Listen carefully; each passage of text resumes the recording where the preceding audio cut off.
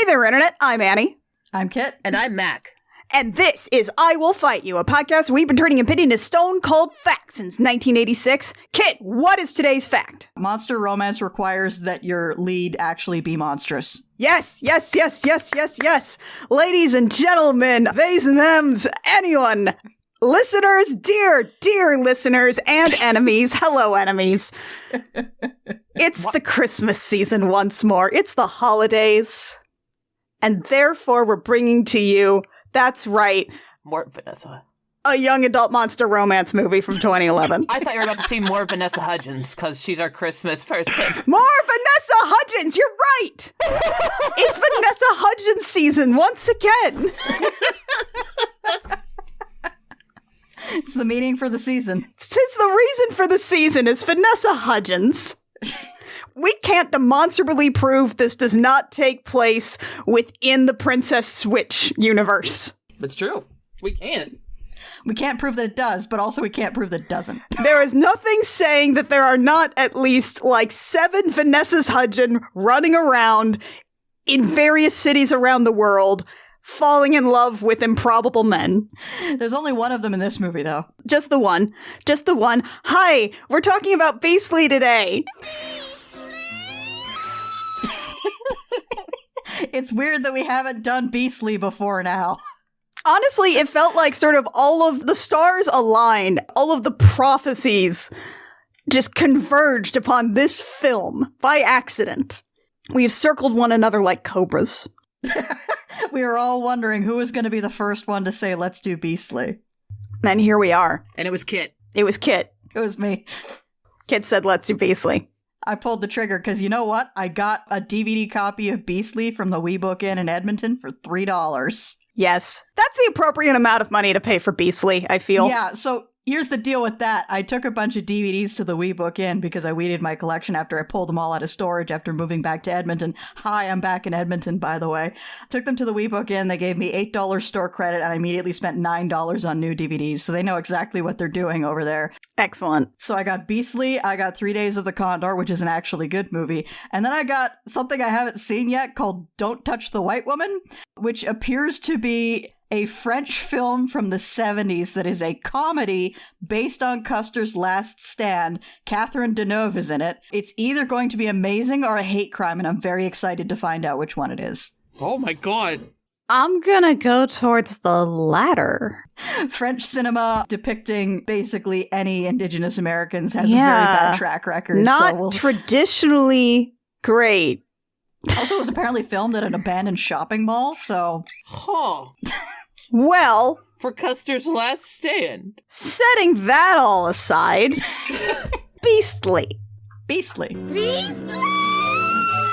This is a 2011 film. It was apparently originally slated for a 2008 release, but then the writer's strike happened, so this didn't hit theaters for several more years. So you know it's going to be good. Oh, yeah. Yeah, they were really hoping to hop on that Twilight train and then missed it by multiple years. Oh my god, yeah. This is based on a contemporary of Twilight. It's based on a young adult romance novel by Alex Flynn, which was published in 2007. From what I could see of the book hews a little closer to the structure of your standard Beauty and the Beast story. He actually turns into like a big hairy beast.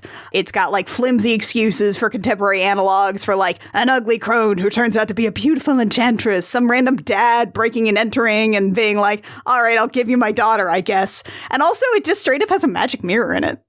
Not like a magic laptop or anything, just a magic mirror.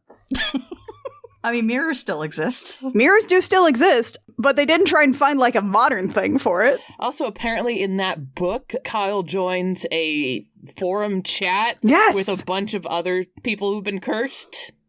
Yeah, That's incredible. Why isn't that in this movie? I know! It'd be awesome, right? There's chat logs, apparently. Are Cursed by a Witch subreddit.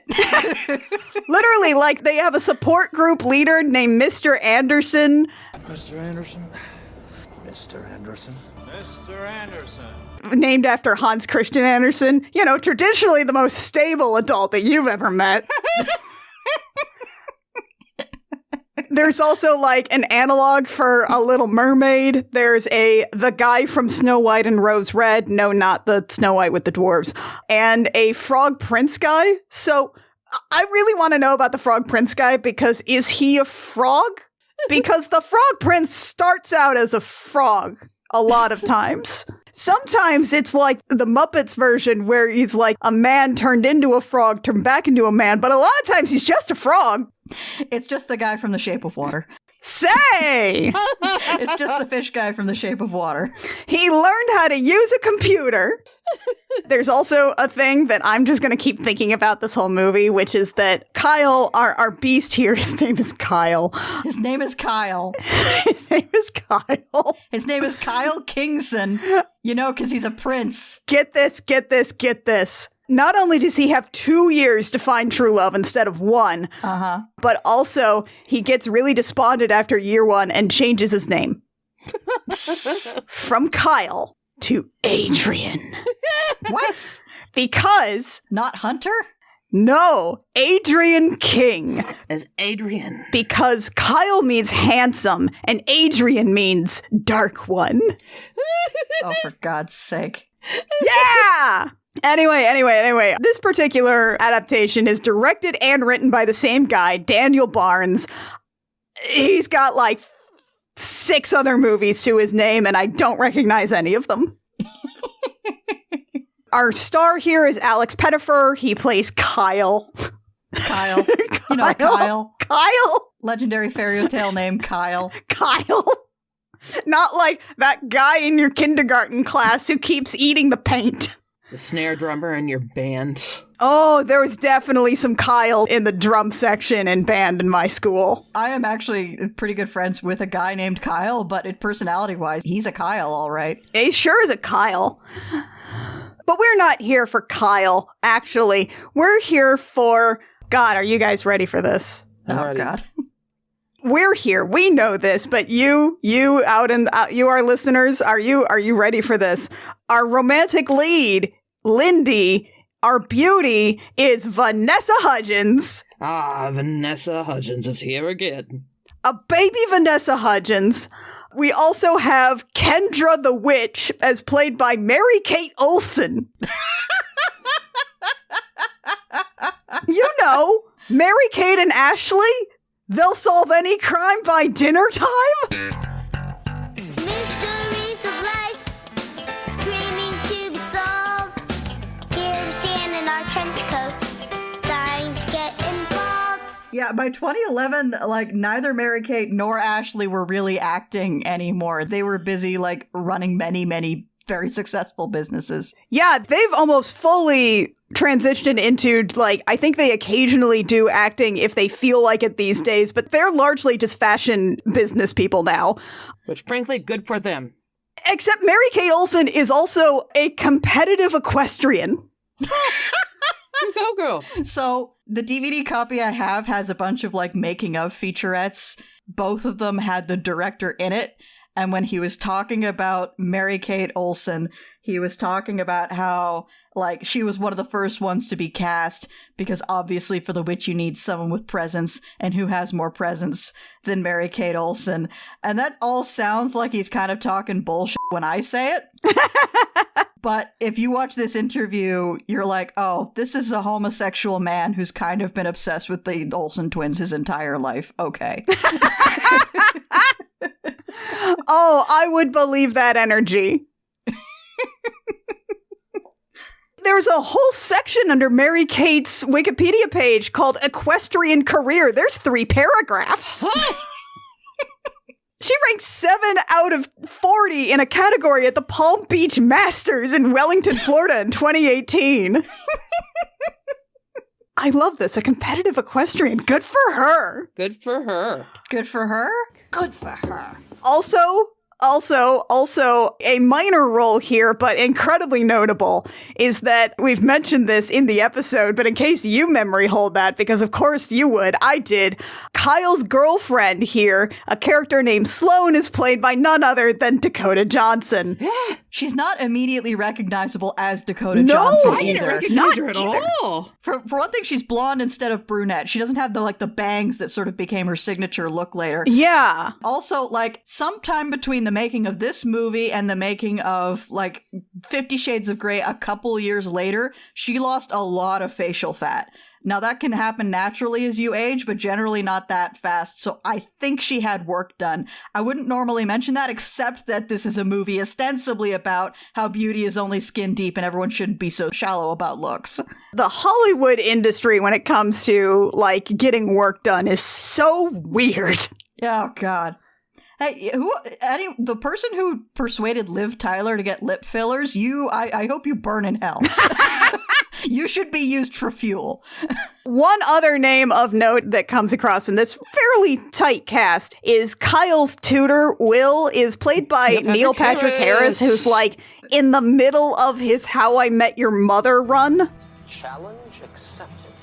So it's weird because they were we need an attractive man to talk about how hot girls are and how to get chicks. Let's get this gay man to do it. 2 different casting directors said that. Two different casting directors said, hey, who we should get to play this aggressively heterosexual man? Neil Patrick Harris. Neil Patrick Harris. Sure. Why not? One other thing about this movie is that it's ostensibly set in New York City, which is very funny because it's mostly Montreal with a splash of Chicago in it. Oh, this movie's so Montreal it hurts. This is an aggressively Montreal film. And again, a couple of exteriors were in Chicago, but it is 98% Montreal. This is a movie that is so notoriously dumb, even Penny Arcade took shots at it. They did? Even Penny Arcade. Penny Arcade, who obviously have, their thumb on the pulse of pop culture. Exactly. Especially in fucking 2011. I at least the last panel of the comic about it is I should warn you, my shit is way tormented. And she's I still love you even though you're so cool and rad. And honestly, yeah, that's this movie. Yeah, that is this movie. They actually got that one. Speaking of gamer webcomics. Oh, God. Did you know that this movie had not one but 2 video game tie-ins, which I own, Lucas? Lucas. I know! Hey, wasn't I great? Did the whole family see it? It's your mom. What can I say? This was my Christmas present last year, Lucas.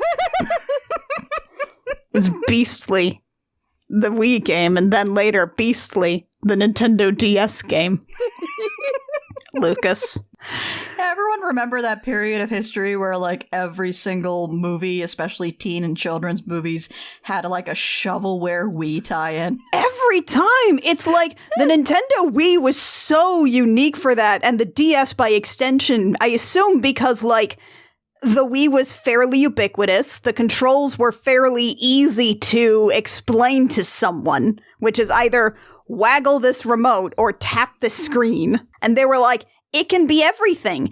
It can be a tie-in for any movie. I'm pretty sure there was just I don't know, a kit or something that you could get from Nintendo for your tie-in Wii game, and you would just swap in assets as necessary to make it, I don't know, the Beastly game. God, do you remember when the Nintendo DS was releasing 3D movies on little cartridges because they could do the stereoscopic effect without glasses, and we were trying to do 3D TVs at the time? Oh, can you imagine a little Nintendo DS movie of Beastly? That'd be incredible. That feels like the medium for which Beastly would be intended. It would. So the first game is shorter to explain. It is called Beastly Frantic Photo. You may say to yourself, wow, photography does not feature into this film at all. Hey, a photo is taken. A photo is taken. Let me just read to you the back of the box copy for this, or the marketing copy. Beastly is a modern-day retelling of Beauty and the Beast set in a big city high school. Using your Nintendo DS stylus, spot the differences between scenes from the Beastly feature film before the time runs out. After completing 5 puzzles, you can play one of 3 challenging mini-games to further test your visual skills. Compete against a friend in a fast-paced battle to see who is the Spot the Difference champ. Oh, God. Because the DS has 2 screens, you see, and you can have a top screen that is a screenshot of the movie Beastly and a bottom screen, which is a lightly photoshopped screenshot of the movie Beastly. It's beautiful. A lot of effort really clearly put into this whole endeavor. I watched an 8-minute gameplay video. It is not even a good spot the difference. The UI is incredible. It looks like it got picked up from like a Game Boy Advance game about like a Rose Knight or something. Fucking incredible. There are points. I don't know what they go to. Also, you don't even circle the differences with your little stylus. You just tap and it creates a circle for you. Oh, for God's sake. All right, Beastly for the Wii. Beastly the game is an innovative, interactive experience for the Nintendo Wii. Oh, God. Innovative should not be used here. No. Witness the events of the movie from your own perspective. Uh-huh. Playing a student from the same school as the movie's main characters. Oh my God. You will visit famous locations in real-time 3D from 2011. Play fun mini-games, collect pictures, and interact with everyone through a social network interface. Oh, love it. Oh, God. Now, you play a student at the same high school as Kyle. Now, you may be wondering, wait a minute, Kyle leaves school after the first act. What happens then? Well, Oh, God. you check social media for a while. Then you wander around school talking to Sloane and also Kyle's toady. Who I called Mark Zuckerberg in my notes, by the way. And then you just end up straight up stalking Kyle. You follow him to the zoo. You go to his house. You play a golf mini game with his tutor. There are mini games every 5 seconds, and they're all bad, and they reward you, I assume, with clips from the movie Beastly and screenshots from the movie Beastly. No. You collect them. And then in the last chapter, you go to Machu Picchu and do a class report. Kyle and Lindy aren't there. You just go to Machu Picchu. So, as I recall from the Jenny Nicholson video about Beastly, the clips from the movie that are in the game, they got the license to use the clips, but not the background music. Yes! Yes! Incredible. Here are also some of the mini games you play. Darts, golf, Dance Dance Revolution, motorcycle, and finally, as the last one in the game, you know it, you love it, spot the difference. Oh, God. It's beautiful. No notes. Oh, Jesus. That's how game design should be. They don't even have the decency for a Towers of Hanoi. Game of the Year 2011. I love it. You and your class go to Machu Picchu without the main characters in the movie. They're just like, I don't know, just go. Who needs them? I don't need them. We created a whole new set, a whole new environment. Just go to Machu Picchu. It's absolutely one of those things where they got telephone. Trip to Machu Picchu is in the script. I guess we'll just do a level for that. Like, they'll encounter the main characters there, right? No. No. They're just going. Don't worry about it. You're just going on the class trip. I am almost certain that the people making the video game were working off of an earlier cut of the movie because some of the clips I've seen from the video game are not clips from the movie but are deleted scenes off the DVD. I would believe that entirely because, like, you're supposed to have this fucking thing out by the time the movie comes out, if not slightly before. What kind of pipeline do you have where you're waiting on a final cut of this movie? Yeah, you get a bunch of the shots of the movie that are finished, very rapidly convert them to Binks, and they are almost definitely Binks in 2011. And then you jam them with weird image compression into your extremely generic, just high school. Your Nintendo Wii game disc. Yeah, your extremely generic Nintendo Wii game disc with an engine that everything in that game came out of a kit, I'm sure. Those are all of our various Beastlies. We should probably actually talk about this movie. There's something that I'm going to do as we continue to talk about this film is that this movie has one of those soundtracks that I kind of love in movies, which is where they found lyrics that say the thing that is happening in the film. Oh, it's so on the nose every single time. Like, Every time, it's wonderful. it's like the Megamind soundtrack where they're like, we found lyrics that say bad in them. So we're putting it in the movie about the bad guy because he's a bad guy.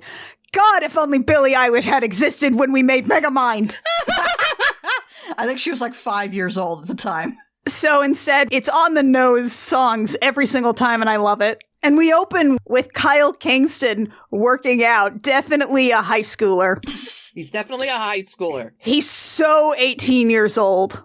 Maybe 17? Well, apparently the actor himself was 19 at the time. No way! No, really, he just looks like that. And he's that kind of guy that you can tell that he's supposed to be hot, but in such a generic CW kind of way that is just kind of a dial tone. Especially his hair. It's extremely 2008 hair. Oh, yeah. There is a song playing called Vanity.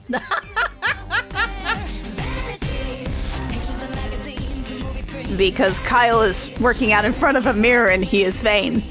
Nothing wrong with being vain. We need a little pretty. So Kyle goes to a fancy school. It's wild because it's called Buxton Academy, but then you get inside and for some reason they leave off everything and all you see is high school. I do not know a single academy that would ever allow itself to be called a high school. That's a good point. They are too good for that word. The school also doesn't seem to have like an auditorium or even like a gymnasium. Yeah, everything in this school takes place in the hallways. There are, near as I could tell, no lockers. I think this was filmed in a convention center. It feels like I'm going to the Seattle Convention Center. Like, there's elections for the Green Committee. I don't know why it's so important in this school, but there's a Green Committee that does eco things or something. And Kyle is running for president, and he's giving a speech about it. This is in a hallway. There's some escalators in the background. This is like the hallway of a convention center. And his speech about how he should be the green president is that he is very hot, and that is what matters to environmental matters. People love this. People eat this up. They have a whole bunch of paint sticks with cutout pictures of Kyle's head taped to them. That's a weird thing to have. Like, even in a high school election, that's a weird thing to have. That's a weird thing to have. Kyle's like, uggos suck. And I'm hot, and pretty people get what they want. He explicitly says, are you a hatchet face, a face ache, God. a face like a burnt Lego? A burnt Lego. Burnt Lego, that's the dialogue in this movie is, first off, it's not good. It's so written. First off, it's not good dialogue. It is the kind of dialogue that a bad writer thinks is good dialogue, and that it's trying to do the Joss Whedon thing. But also, unfortunately, like the Joss Whedon thing, with the exception of, like, Zola later, any line in this movie could come out of the mouth of any character. It's very much trying hard to be a lot of quips. Like, maybe this is how quippy high schoolers talk. No, honey. No. You know what high schoolers in 2011 were doing? Calling each other slurs. Yeah. Yeah. Yeah. Also, at one point during the speech, we cut to Mary Kate Olsen in the audience. First off, she's clearly green screened in. Second, I don't know if there was like a thing where she like didn't want to touch anyone else on the set or what, but she's green screened in. And also, if she's supposed to look like a teenager in this movie, she doesn't. No. Also, if she's supposed to be ugly, she is. Yeah, they're going to try and talk about how Mary Kate Olsen is ugly this whole time, but instead she's just an incredibly made-up goth girl. Also, you obviously don't care about your looks. Have you seen her? Do you know how long it takes to put that look together? To even just the hair alone. The hair alone is like a bump it. That's like 20 minutes of puffing your head bouffant. Yeah, she has like a tattoo on her face that isn't there all the time, which means she's drawing that on in eyeliner every morning. And the thing is that she has all that makeup on and her skin is still really clear. Yeah. Do you think it just doesn't take any time to do that? She cares about her appearance, it's just in a different direction. Also, Kyle mentions that his dad is a news anchor. He specifically mentions that he's the handsome, popular, rich son of a news anchor in the city. Why are you so handsome? My dad was a weatherman. One major thing that Kyle says in his speech is basically that anyone who is unattractive best embrace the suck. Best embrace this. Hope you like that line. You're going to hear it a lot. A lot. Best embrace the suck. And I do appreciate that he's like, what does this have to do with running for Green Committee president? Nothing. I don't care about the environment. I want this for my transcript. Looks good on college applications. Okay. Sure. Are you going to need to apply to colleges? Your dad's rich. He can just pay for it. Like, surely you've got a legacy here somewhere. Like, you've got a legacy into some fucking Ivy League. We also rack focus to Vanessa Hudgens, who is here, and they have tried their best to make her look frumpy. And by that, I mean they gave her bangs and scarves. Yeah, it definitely undermines the whole beauty is only skin deep theme of this movie, that there's nobody who's normal looking in this movie except like some of the background characters and I guess like Vanessa Hudgens' dad. Everyone else is like Sculpted. Yeah, it's like sculpted, is like at least a 7, you know? Yeah. So Kyle leaves the speech, goes out into a hallway. He's got a toady, a mincing supplicant. Who I named Mark Zuckerberg. Fun fact about the toady. The toady is a Canadian actor named Eric Knudsen. You may know him as Crash from Crash and the Boys in the Scott Pilgrim movie. Yeah. Good evening. My name is Crash. These are the boys. Is that girl a boy too? Yes. I think he was also in Saw 2 because all of those movies are made in Toronto, but I looked at him and I went, hey, that's Crash from Crash and the Boys. Thank you. You just said the second T. I did. That's because I'm not from Toronto. Oh, that's fair. Toronto. Toronto. Canadians don't pronounce the T. I can just hear the Argo clip that Lucas is going to be putting in here. So in his walk and talk, Kyle is really mad about Kendra. He calls her a ball-biting, voodoo-tatted slut. Why does he hate her so much? Fucking dream, though. I wish someone would call me a ball-biting voodoo fucking slut. Why does he hate her so specifically? How does he even, like, recognize she exists? Do they have a rivalry? Do they have some kind of cat and mouse game? If anything, like, I feel like Kyle and Kendra kind of have more chemistry between them than anyone else in this movie. Yeah, I mean, even in the conversations where they obviously hate each other, I don't know, there's something there. Yeah, agreed. Yeah. In one of the interviews on the special features on the DVD, we actually do get a little bit from the author of the novel. And the author of the novel says, in every book that I write, there's always a character who's a little bit me in high school. And apparently Kendra is that character in this movie. So take from that what you will. Huh. Which is interesting because, as I recall, in the book, Kendra is apparently actually, like, traditionally considered to be ugly because she's fat and normal. But here she's Mary-Kate Olsen, so okay. But here she's Mary-Kate Olsen dressed to the nines in the finest Hot Topic has to offer. She has wigs. She has wigs. We come around the corner. Kyle has some floor-to-ceiling posters for running for the Green Committee. What is the budget for this? This sets off also one of the things that pisses me off about movies, which is Kyle sees that the posters have been defaced with like mustaches and stuff and the words best don't embrace the suck or whatever. And he says, what the, and stops there. Nobody in the universe in real life ever says what the. It is only a thing that happens in fiction when you're not allowed to swear. She didn't draw one single dick, honestly. She didn't draw one single dick on any of these posters. He's got like glasses and a little cartoon mustache in one of them. Kendra is really mad about this. Again, Green Committee. What is a high school doing that is that important for the environment? What is the big deal about this committee? Kendra's furious. She's like, Lindy over there ran for treasurer because she can't compete for president. And she's like, that's not what I did. Don't pull me into this, please. I do not want to be involved. I just want to watch. So instead, she's like, oh, looks are so important to you. And Kyle's like, well, they're important to everyone except you, clearly. He says, talking to the Hot Topic runway model. Kendra Kendra leaves, and Kyle accuses Lindy of staging a coup. And she's like, nope, I don't know her. That's not my business. I have a scholarship. Good luck with the election. Nice to finally meet you after 3 years. And Kyle's like, say. You're hot. And also, we get the most awkward piece of backstory reveal ever, where at one point she says, maybe that's just me being the defensive scholarship kid. Lindy keeps doing this throughout the movie, is possessing an emotional awareness and intelligence that, like, no 17-year-old in the universe has. Constantly, like, therapizing herself, basically saying things like, girls like me always fall for the wrong guys, the addict's daughter falls for the addict, blah, blah, blah. It sits bad. It just sits bad as a character beat.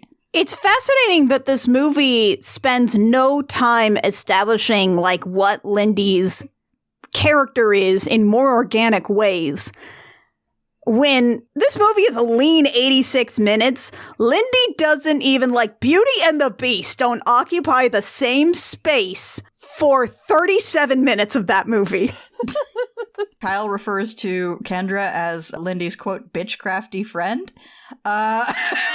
Honestly, great. Yeah, if I could get, like, bitchcrafty friend on a t-shirt, I'd wear it. Yeah, so which one of you is the Lindy and which one of you is the bitchcrafty friend? So Kyle goes home to his cool penthouse where we find out that his dad's a dick. His dad is constantly on Bluetooth, casually insults, like, everyone who's not hot is a bad person. He just says that. That's just textual. Yeah, this movie doesn't do subtext. No. At all. Anybody who does is a coward. Kyle has to text his dad on his BlackBerry Storm to get his attention. He has a BlackBerry Storm. Nobody had BlackBerry Storms. It was me and nobody. Do you feel seen, Annie? No, that phone was stupid.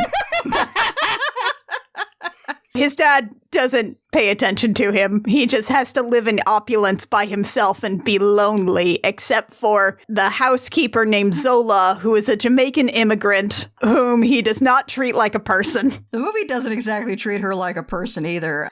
Oh no, she's like, let's be clear, she is here to allow the main character to see black people / immigrants as humans. She does call him a stush guinea-gog in patois, which is stush, as I understand it, means, it might be stoosh. I forget which pronunciation it was in the movie.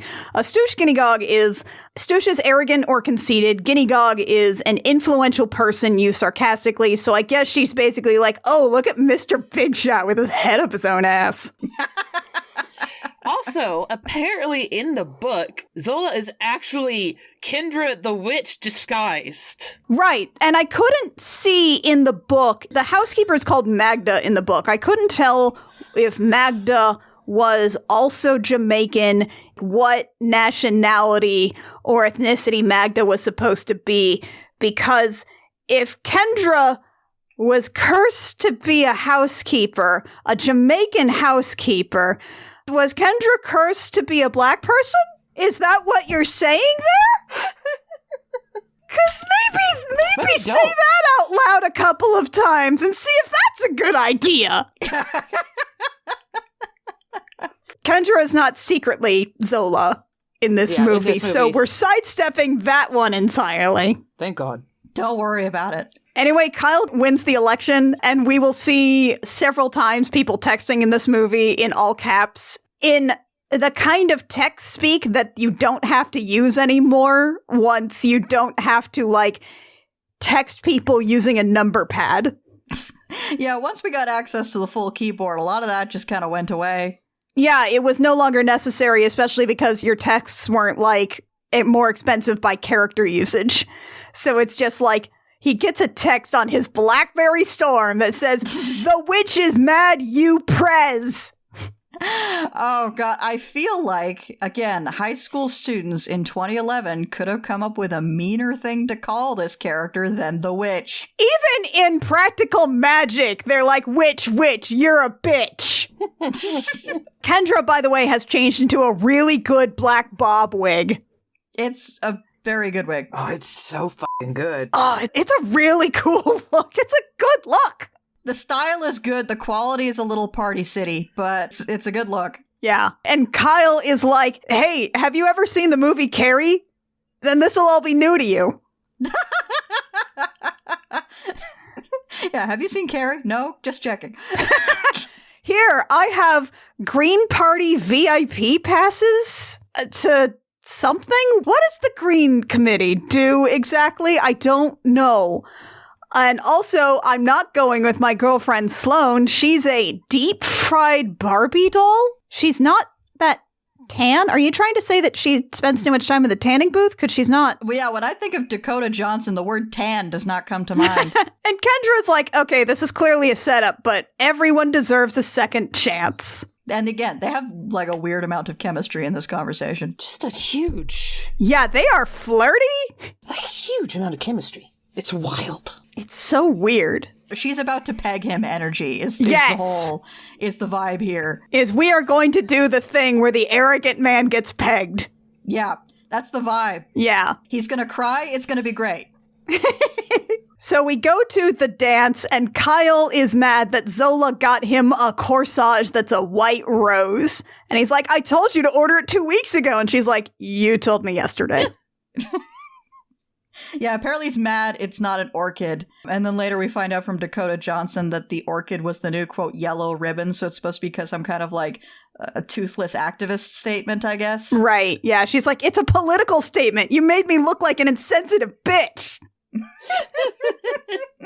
Zola will read off from a card that it's flower language. The white rose says, I'm loyal and worthy of you, which is great because then he tries to explain that to Sloane and she tells him to go blow a goat. Go blow a goat. Again, just weird insults in this movie. Weird insults. I mean, it's no suck a butt. Yeah. It's no suck a butt. But is anything... Yeah, but it's also know the thick of it, you know? Just fascinating. Go blow a goat. They wanted these teens to curse so bad. In the thick of it, they didn't even necessarily need to swear to effectively insult somebody. At one point, a character gets called the baby from Eraserhead. So, like, it is possible to effectively insult someone in a PG-13 movie. They're just not doing it. No. Kyle stalks off, and then he sees Lindy, who is serving drinks, and he decides to follow her around while she's working. Yeah, and like Vanessa Hudgens is trying so hard to have chemistry with this guy, but Alex Pettyfer is giving her nothing. No. Absolutely nothing. There's just nothing.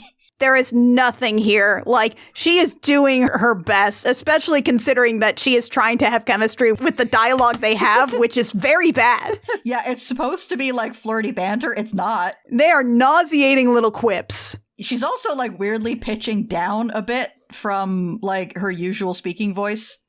Yeah. Lindy exposits to us that she is working because she is saving up for the Machu Picchu trip. Very important. I hope you're ready to hear the phrase the Machu Picchu trip a bunch. Approximately 5 billion times. A lot. They're going to Machu Picchu. Lindy also says, I'm substance over style. Where's Machu Picchu? Is in Peru? Yeah. Yeah. Yeah, it's not even referred to as the Peru trip. It's specifically referred to as the Machu Picchu trip. Yeah, they're going to take a whole bunch of rich teenagers from hypothetically New York City to Machu Picchu. It'll be great. And then Lindy, out of nowhere, is like, oh, there's a school journalist. Take a picture with me. Because it's not common to have, like, cell phones that have cameras in them, or good cameras. Yeah, I mean, they have, as later, it is a plot point that cell phones have cameras in them. They're not good. No. It's like 5 pixels of resolution on those cameras. Even on the BlackBerry Storm. Even on the BlackBerry Storm. He gives her the corsage that Sloane didn't like, and she's like, oh, I'm worthy of you. Oh, it's lame core to know flower language. I know. Lame core. Lame core. Lame core. She knows flower language. That's... she's not like other girls. She's not like other girls. Also, we're going to start playing Regina Spektor. This one is just, the song is not on point. It's just mostly Regina Spektor was very popular at the time. Yeah. So you had to have her in your movie. So they get a photo taken from the school journalist, and he's like, email that to me so I can approve it. And here comes Kyle's toady to announce that Kendra's here. Crash is here. Crash is here, sans the boys. Crash is here, minus the boys, including the girl drummer who's also a boy.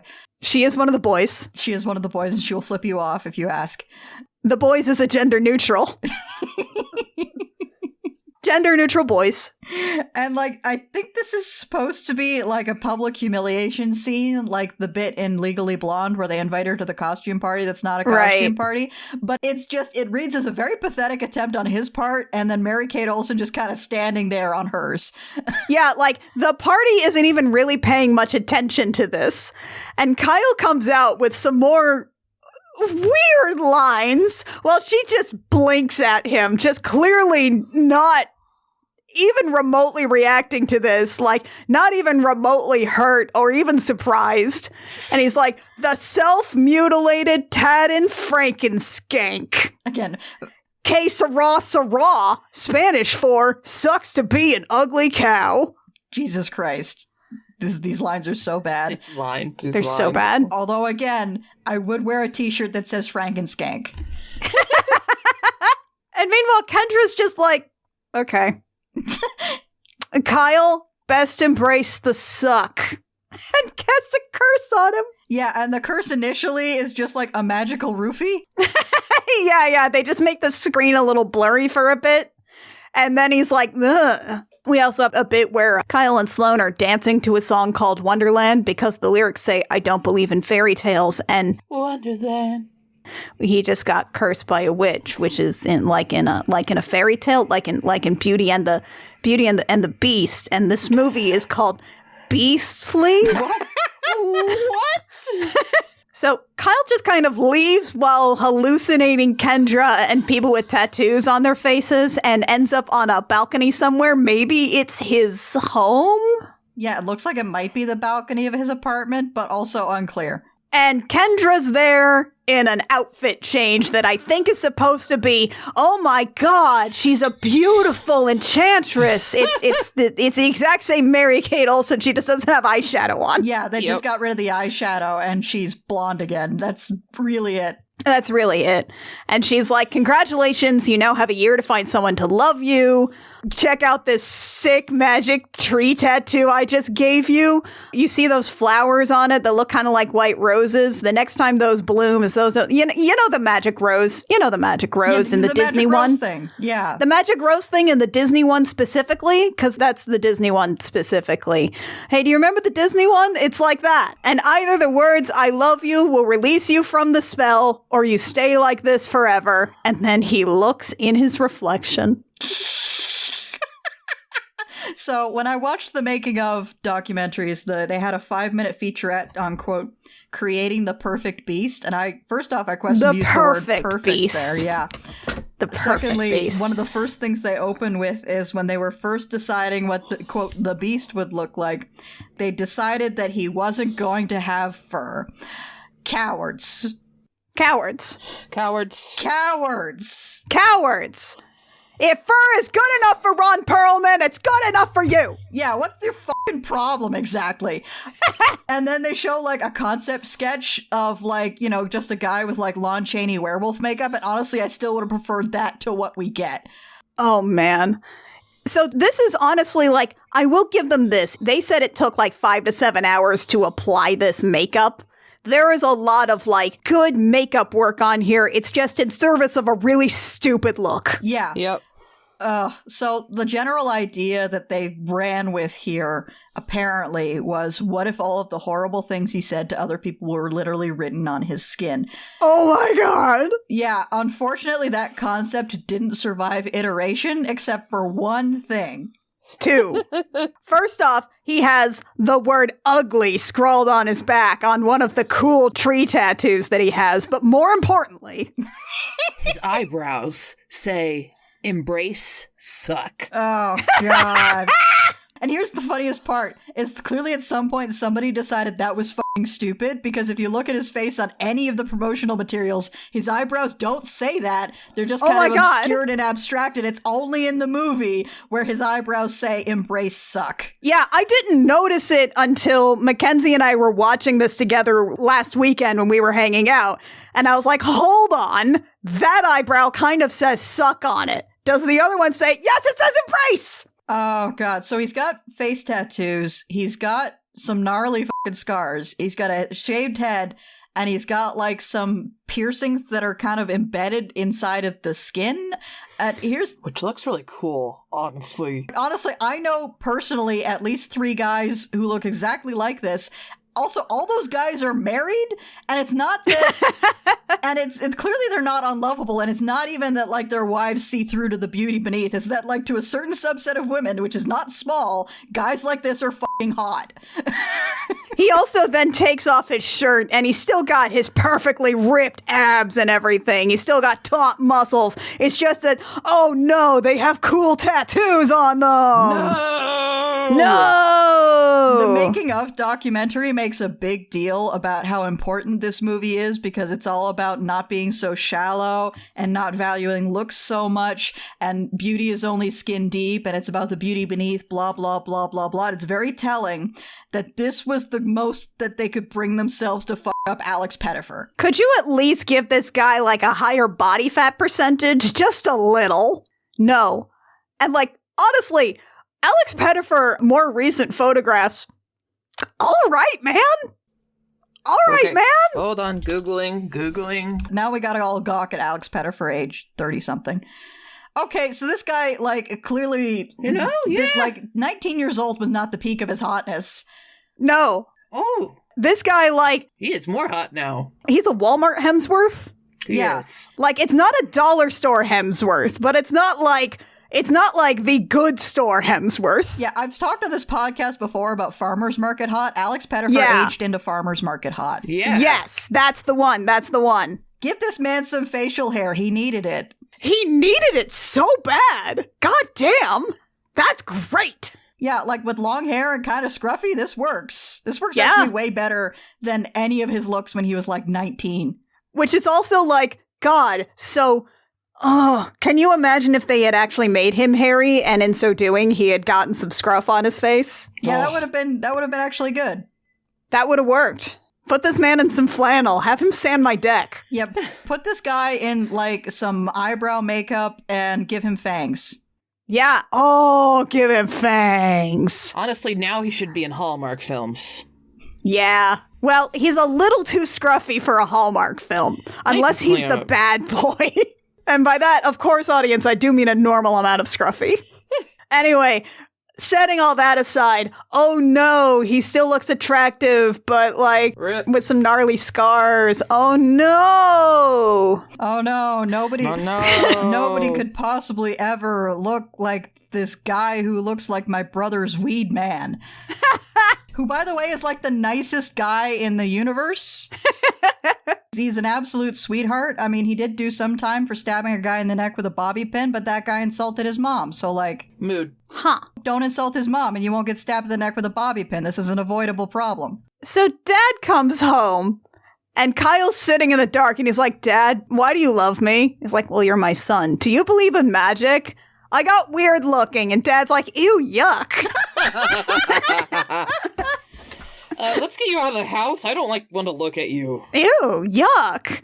And like they take him to doctors, and the doctors are like, well, he's healthy, he's just kind of weird looking, and also he's resistant to plastic surgery. Also, there's a bit here where they talk about his eyesight and his hearing briefly. This is part of a dropped storyline that's in all of the deleted scenes, which is that now he has werewolf powers. What? No! You can't give him... Come on! You can't give him werewolf powers and then not make him like a cool monster. Come on! Yeah, they gave him werewolf powers and then they cut the werewolf powers. They're all in the deleted scenes. They just decided that was stupid at some point and didn't want it anymore. They don't commit. They just don't commit. Wolf's a very sensitive noses. Wolf's a very sensitive noses. And his dad is like, oh, but just do it. Do the experimental plastic surgery or whatever. We'll risk anything so my son doesn't look like this. And Kyle's like, wait, hold up. We'll risk anything? Will we? Some of you may die, but that is a risk I'm willing to take. So I don't have to look at my yucky son. He gross. You see this shit? So Dad decides to get him an enormous apartment in... I don't know enough about the New York skyline to know where this is. Is this just Brooklyn? Is this New Jersey? I mean, the brownstones, well, honestly, the brownstones suggest Montreal. But I think it's supposed to be like the brownstones in places like Brooklyn. Because he's like, well, are we going to keep our place in the city? And New York is very big. And I don't know if people there just call Manhattan the city. Because it's very big. Don't at me, New Yorkers. I don't want to know. Anyway, the important thing is he no longer lives in his cool Manhattan apartment. He now lives in a really cool brownstone. Frankly, upgrade. It's such an upgrade. And his dad's like, don't worry about it. I'm going to buy you a motorcycle. And I'm totally going to move in. Absolutely. We're just keeping our home in the city so I can crash there. I'm definitely coming here to live. Spoiler, he won't. To Kyle's credit, he sees through this immediately. Yeah, he's not buying this. No. Also, Zola has now been transferred to work at Kyle's house. I don't know if Kyle's dad is supposed to just be washing his own dishes now or what. I assume he got, like, somebody else that he doesn't have to talk to or treat like a person. And then a song comes up called Garden of Exile because Kyle is exiled. He is in exile. He's in exile. And we have a montage of him being sad and alone and looking at teen not Facebook. And I'm just going to call it Friendster, like in Cyberbully.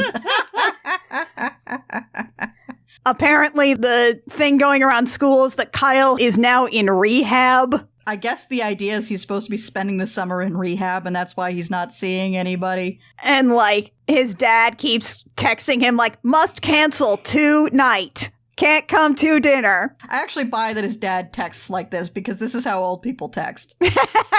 Also, it's there for like 5 seconds. One of the things in Kyle's apartment is a fucking cool vertical treadmill rock climbing thing. Yeah, which we see once. What? Why can't I have that? Are you still using it? Can I have it? Can I buy that from you on Marketplace for like $10? For like $10, I want a eternal rock climbing wall treadmill. That rules. I didn't know that was real. You can just have that? I want to climb forever. Kyle's rad magic tree tattoo also has seasonal faces. It has seasonal skins. So now it's now it has autumn leaves. The blow across his arm. Yeah, I kind of wish it had done like a stupid thing for Halloween, but it didn't. Yeah. That's true, it didn't. And it really should have, because we'll see it do a stupid thing for Christmas later. Ding dong, Neil Patrick Harris here. Oh, God. More quote-unquote clever dialogue. Oh, God. He's just mostly quips. He's also conveniently wearing red-tinted sunglasses and has a white cane, even that you can see through the peephole camera, so you know immediately that he's blind. And just in case you missed it, he also says out loud, I can't see. Several times. And not like in a Toph way. Not like in a Toph Beifong way. No. I am blind. I am the sassy blind character. Also, he will continue to describe the experience of being blind throughout the movie as a living hell, the worst thing that ever happened to him. Really? Are you sure? Are you sure? A movie? Are you sure that's what you want to go with? Yeah, movie, is that really the angle you want on this character? At some point, like, God, it's like, tell my dad he can carpe diem in hell. And he says, why don't you cage the rage? He talks like that the whole movie. And invite me in for a nice hot bowl of dad sucks. Okay, so first off, tell my dad he can carpe diem in hell. I don't know what that's based on. We don't have his dad saying carpe diem all the time. Yeah. I regret to inform you that some of the merchandise for this movie had Cage the Rage on it. No! Perfect. No notes. I do at least appreciate the angle here, which is like Kyle's like immediately clocks, hey, it's super fucked up. My dad hired a blind guy so nobody could see how ugly I am, huh? Also, I'm not going to do school, but please continue to act to my dad as though you are teaching me things so you can just live here and have as much money as you want. So that's the best job in the world. Yeah, obviously. Yeah, honestly, frankly. How do I get that gig? If I have to get a real job, I'll fucking die. Please let me have that gig. I guess in the book, because Kyle is actually like a big hairy monster, he does by request say, hey, can you have someone blind teach me because I'm too hideous to be loved? I think the change of, hey, my dad just took the initiative and hired someone blind to not look at my cool tattoos is like, that's an interesting change. Yeah. So we cut to a scene of Kyle watching TV in the dark, and by watching TV, I mean he's staring at a freeze frame of his news anchor dad in the dark. I don't know if this is supposed to be like, I don't know, a rough analog for the magic mirror or what, but it's a weird thing for him to be doing. It's it's pathetic in a way that's almost endearing, but it's still really pathetic. And Zola's there. It's like, oh, you're busy. I'll leave. Let me just throw away this pizza box. And Kyle suddenly asks, hey, you mentioned having kids earlier. How old are your kids? I am going to take interest in the interior lives of the help. Yeah. Why would you ever do such a thing?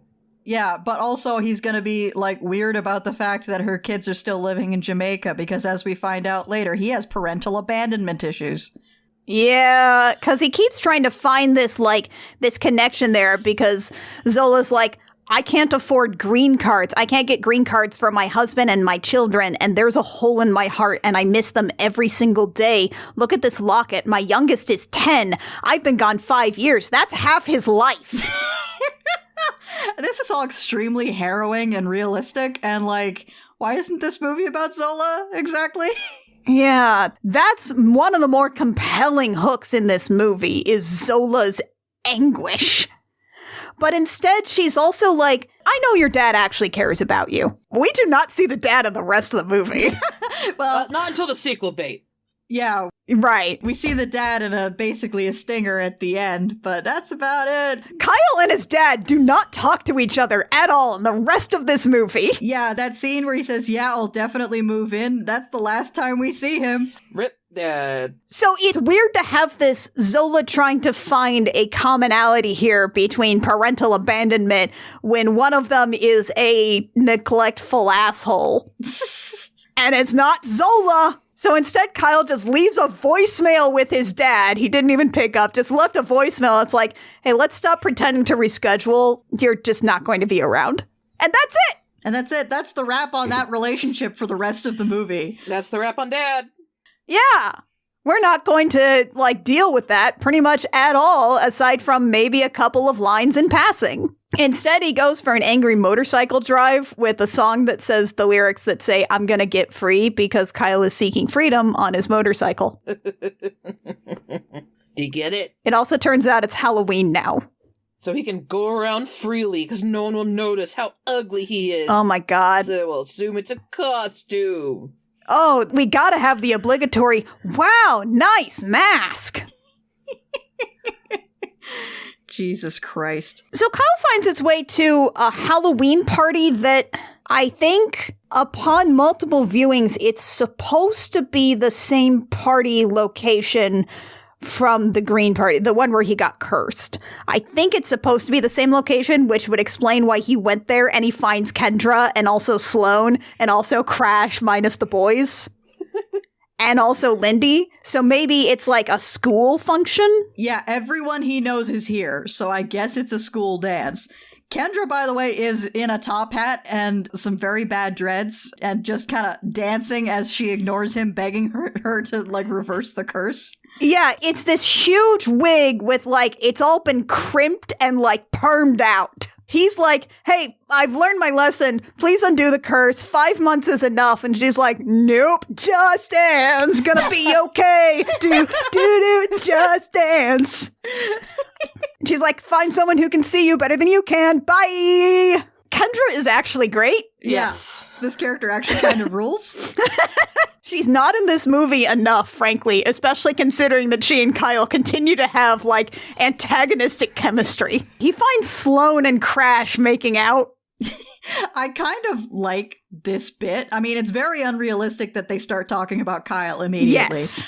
Unless they're both in love with Kyle, which I guess they might be. They might be. What he says is like, he's like, Sloane. And then he's like, oh, wait, shit. And turns around and she's like, it's like I heard Kyle.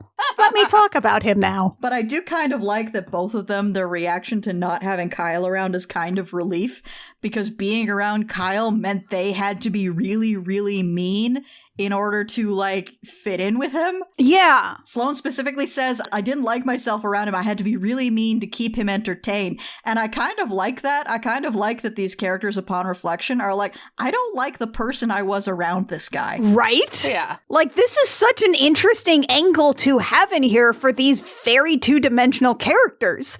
And we never see them again, but I love this idea of like, oh, I didn't actually enjoy that. It turns out I felt pressured into being an asshole. Yeah, I like the idea that, like, Kyle's, like, machinist was contagious. Yeah, like just a force of personality enough where you just like find yourself agreeing and be like, haha, yeah, I want you to like me, so I'm gonna like be a dick. And Kyle is dismayed by this and then runs into Lindy, who for some reason disapproves of Sloane and Crash minus the boys getting together because I guess technically Sloane's cheating on him, but she hasn't seen him in 5 months. I think that relationship is kind of... Yeah. But she calls it the death of romance. And I think God. she's supposed to be high in this scene, but she says weird stuff like this all the time. She talks like she's inebriated. Yeah, she talks like she's inebriated, but the line is the kind of crap she's saying throughout the rest of the movie, where she's like, what happened to romance, sappy, soppy, longhand, love letters? She's like, actually, Kyle wasn't as bad as they say. What? Yes, he was. He was worse. She's like, I respect that he called things as he saw them, even if he saw them wrong. He was a shot of life. What? What? What? Lindy talks exclusively like those girls who only go on Facebook to talk about their breakups. Like, I have a cousin who posts like Lindy. And it's like, girl, why are you talking about how everyone wants to betray you? You work at the mall. She's also dressed like a hippie. That's her Halloween costume. Yeah, and she leaves her sunglasses behind, possibly because she's stoned. Yeah, it's Lindy is weirder than usual in here. And she just leaves, and there's a song with the lyrics that say, I stepped into the light, because Kyle feels like he stepped into the light because Lindy was nice to him. Lindy was so nice. And then he picks up her dropped 60s, like, round sunglasses and cradles them. Jesus Christ. And then we smash cut to Kyle lying on just the hardwood floor in his house, looking at his phone, which has no new messages. Like, you know the part in Beauty and the Beast, like in the fairy stories of Beauty and the Beast, where the Beast is like, okay, but if you leave, I'll just lie down on the floor and die because I'm sad.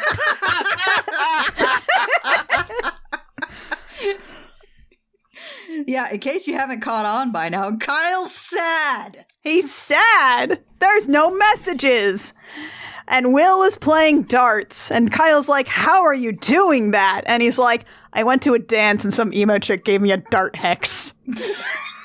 Which is maybe the only line that Will has that's genuinely funny. Yeah, like that's actually a good line. And then Kyle has to, like, have feelings at Will, which is, but Dad said people like you if you're hot, but I think everyone might actually hate me? Yeah, honey. Yeah, honey. Yeah, honey. Also, this is one of the occasions upon which Neil Patrick Harris refers to blindness as a living hell. God. Which, again, movie, you sure you want to do that? Again, just read that one out loud a few times. I feel like in a movie where he doesn't stop having rad tattoos, I feel like this could be a story about accepting yourself if Will is the kind of blind guy who's like, yeah, it happened, but it's part of who I am now. I'm over it. This is my life. You almost have a couple of flashes of that from Will, like, once in the movie, but not in a way that is congruent with him talking about, oh, being blind is a living hell. I lost my eyesight at 15. But you know what? Chicks dig blind guys. Chicks don't dig ugly guys. Honey, you're not ugly. Again, I know a bunch of guys who look like you, my dude. And then Kyle just sort of sits there and he stares at a picture of him and Lindy from the dance. And then he does a zoom and enhance on her face to her eyes. That's so weird. And to be even weirder, he decides to go stalk Lindy. Yeah. By the way, this is where the first deleted scene is. Oh. So this is him leaving the house for the first time, I guess. Aside from getting on his motorcycle, he just goes for a walk. And there's just like this extended walk sequence where he realizes that he has like really good werewolf hearing because he's hearing things all over the city and he's hearing the buzz from a neon sign, etc., etc. He's appreciating the natural beauty of the world because a leaf falls from a tree.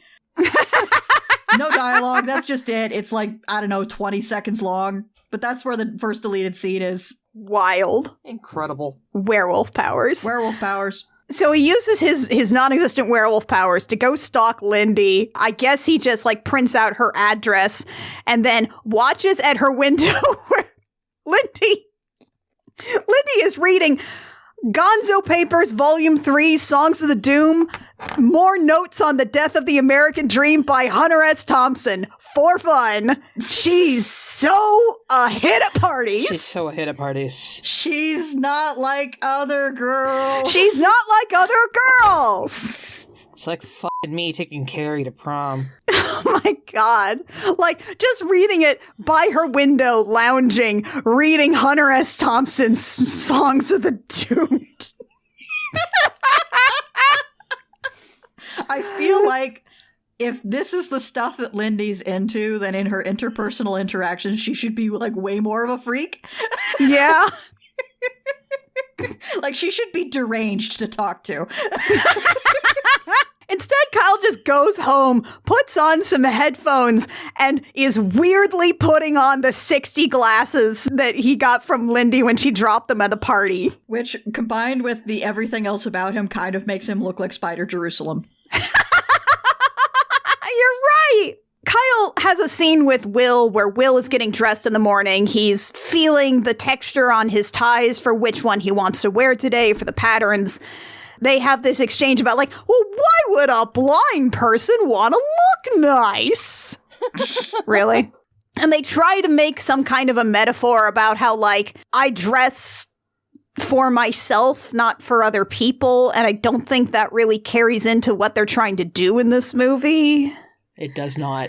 This movie constantly undermines itself in many, many ways. But I feel like this scene is, again, from a version of the movie where he doesn't stop having rad tattoos at the end. Yeah. Instead, Kyle decides, well, after this conversation, I guess these two scenes are linked. I'm going to delete my Friendster profiles. He has the most amazing most amazing scene that he does it too, because it's all very, very close, like shots of the computer screen and him hitting deactivate account. And then wait. Before that, on his profile, we know two things about his profile. One is interests, in all caps, anything bangable. And about me, Mackenzie, do you have it? Yes. Hate fatty cakes. Gut with butts. Jesus Christ. Hey, you know the worst guys on Tinder? That's him. That's this guy. Okay. Can't talk about what happens when he deletes it. So he goes to deactivate his account. And again, very, very close up to the point where you can see the pixels. He hits deactivate account. The why are you doing this dialogue button pops up. There's no drop down, just an open field. And it just zooms in really, really close on the typing cursor as he types in letter by letter, I am no more. And there's dramatic music playing the entire time. Honestly, I feel like there should be dramatic music playing whenever anyone, like, deletes a social media account. Good for them. Good for them. It should be triumphant music. It should be. But no, this is sad music. Sad, dramatic music. If only he had Friendster still. So now it's time to play I Need You So Much Closer by Death Cab for Cutie because Kyle needs Lindy so much closer. Oh, God. So he stalks her again. In fact, he follows her around. What the fuck? Yeah. If you think the movie's ever going to address this, no. Never. He is rewarded for doing this because he learns things about her by stalking her. by stalking her! Yep. And again, I've mentioned this before in other movies that we do. It is okay from a narrative perspective for Kyle to be doing weird, creepy shit. Yes. But that has to go somewhere. The complications that causes in the plot have to go somewhere. It can't just be, it happens and then, nah. In romance stories, the lines of these sorts of things are blurred. You can have, like, kissing without giving enthusiastic consent as, like, a sudden thing, and it can still be romantic. You can have somebody following somebody else around, and it still be kind of romantic. It depends on the context and how it is all framed and how it works for the characters. This is just stalking. And he stalks her to learn that she likes jujubes candy. She likes fruit candy. She likes jujubes. They're called juji fruits in the movie.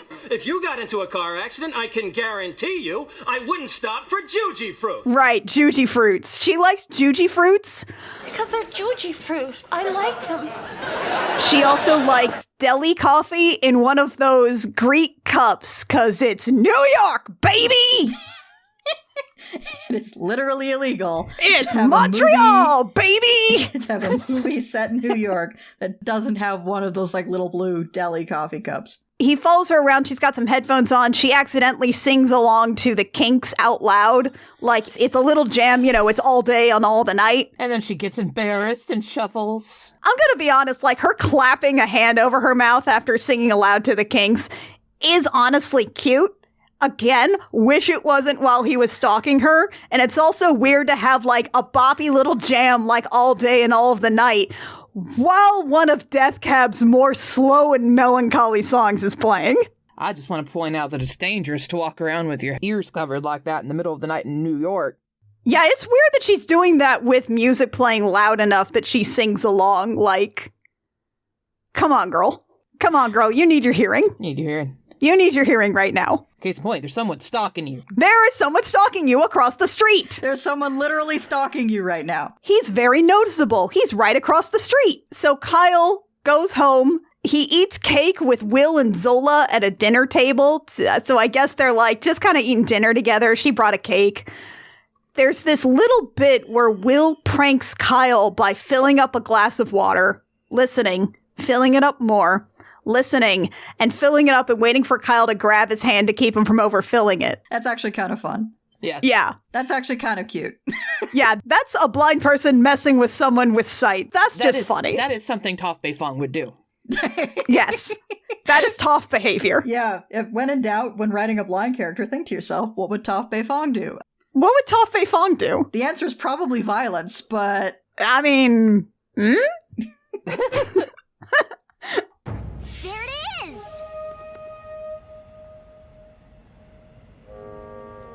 That's what it will sound like when one of you spots it. And Kyle is like, oh, you know, I saw a lot of doctors when my dad said, ew, yuck. Maybe there's like an operation or an eye doctor I can hook you up with. And Will's like, no, miracle only. But I appreciate you asking. Jenny Nicholson also pointed this out in her video, is that Kyle then does not turn to the woman whose problems would all be solved by money and say, is there anything I can do to get your kids into the country?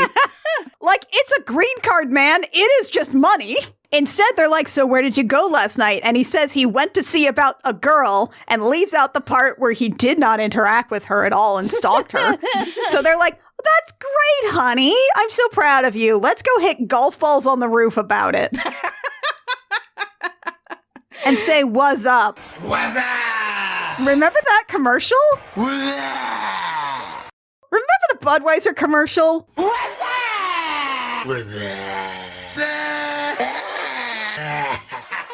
Hold on. That was a dated reference in 2011. True. Kyle continues stalking Lindy. I guess we see her walk to a clinic and pick up somebody from an appointment, but I think she might work at the clinic because she mentions it later. I don't know, but the guy she picks up, I think he's someone who's experiencing homelessness because she takes him back to where it looks like he's camped out. She gives, I think, a coffee to another guy who's there. They chat. He's like, hey, is your dad staying out of trouble? They didn't bother to change the set at all from the last stalking scene because there's a cop car parked in the exact same spot with the lights on. And then Lindy goes home and it turns out her dad is not staying out of trouble. Oh, God. This whole thing is introduced and resolved so fucking fast. We're 36 minutes into this movie. Yep. We are meeting Vanessa Hudgens' dad for the first time. We'll see him for the last time 2 minutes from now. We spent 30 minutes of this movie on Kyle being sad, and we're going to spend 2 minutes of this movie on Lindy has a dad, he's a drug addict, he runs afoul of his drug dealers, he kills one of them, and now we have this convoluted reason for why Lindy has to stay in Kyle's house. Oh my God, and the dialogue to exposit all this is so like, Victor, please, we'll get you your money. Give me and my brother our money. Oh God. Again, bad, extremely bad. A lot of it ADR'd because I guess test audiences were like, I don't know what's going on. Which, honestly, that's fair. That's fair. Like, even with the dialogue, it's you have a hard time telling what's going on or why any of this is happening. Yeah, so Kyle even vaults over the gate and attacks Victor, or maybe Victor's brother, and then Lindy falls down some stairs because of it, so he gently carries her into her apartment building and lays her down on another set of stairs. Yeah, he puts, like, her book under her head to, like, pillow her. Okay, hang on. If she fell down a flight of stairs and is now, like, knocked out unconscious, she needs to go to a fucking hospital. She needs to go to a like, hospital. immediately. Yes. Immediately! You probably shouldn't even be picking her up. Her neck is probably all fucked up. Yep. That's true. In fact, facts. And instead, he leaves her there. He leaves her there and then runs back outside and to find out that her dad shot Victor's brother. And then Victor is like, your daughter from my brother. Someday I'll find her. And he runs away. So now we have to do the give me your daughter and have her live in my house part because, oh, that's right. It's a Beauty and the Beast story. And there has to be like a dad exchange the daughter thing. That's in literally all of them. That's in every version of this story. There are so many ways in a modern Beauty and the Beast story to get Lindy into that house that aren't so this. Many. She already needs money. Why have her cleaning his house or tutoring him or something? Yeah. Nah. She's a scholarship kid. She's probably good at school. Nah, we need to have her sold. Yeah, she's just straight up sold. And to add to it, Kyle tries to offer like, oh yeah, I can protect her like a witness protection thing that I'm just doing freelancing. And also, I'm going to take pictures of you and the body with my BlackBerry Storm, and I'm going to do it really fast, so I'm not even bothering to make sure the shot is focused. And if she leaves my house, I will send this to the cops. The dad starts saying things like, no, it's too twisted. I guess the implication is he thinks it's too fucked up because he's got such a fucked up face, but like, what?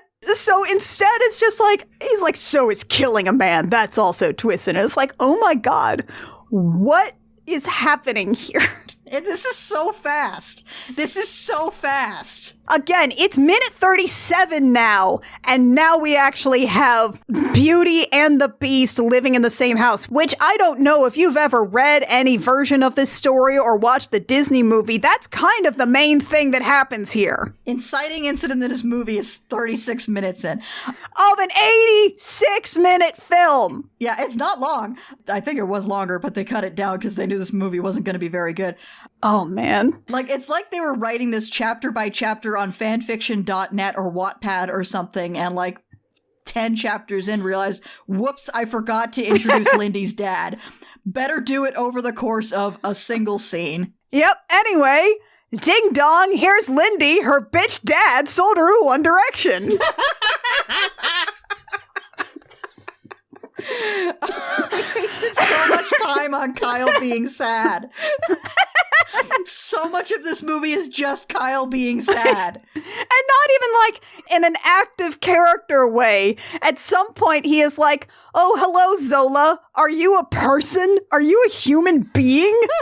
And that's like it. Now he's just sad and like he's not even doing anything as a character. He's just lying on his floor looking at his phone. Anyway, Lindy's here, and Kyle is like, remember, Zola, my name is Hunter, not Kyle. Hunter. It took me a little while to realize. I was like, okay, Hunter, like instead of a beast, he is hunting the beast? Or no, it's because she likes Hunter S. Thompson. Oh, God.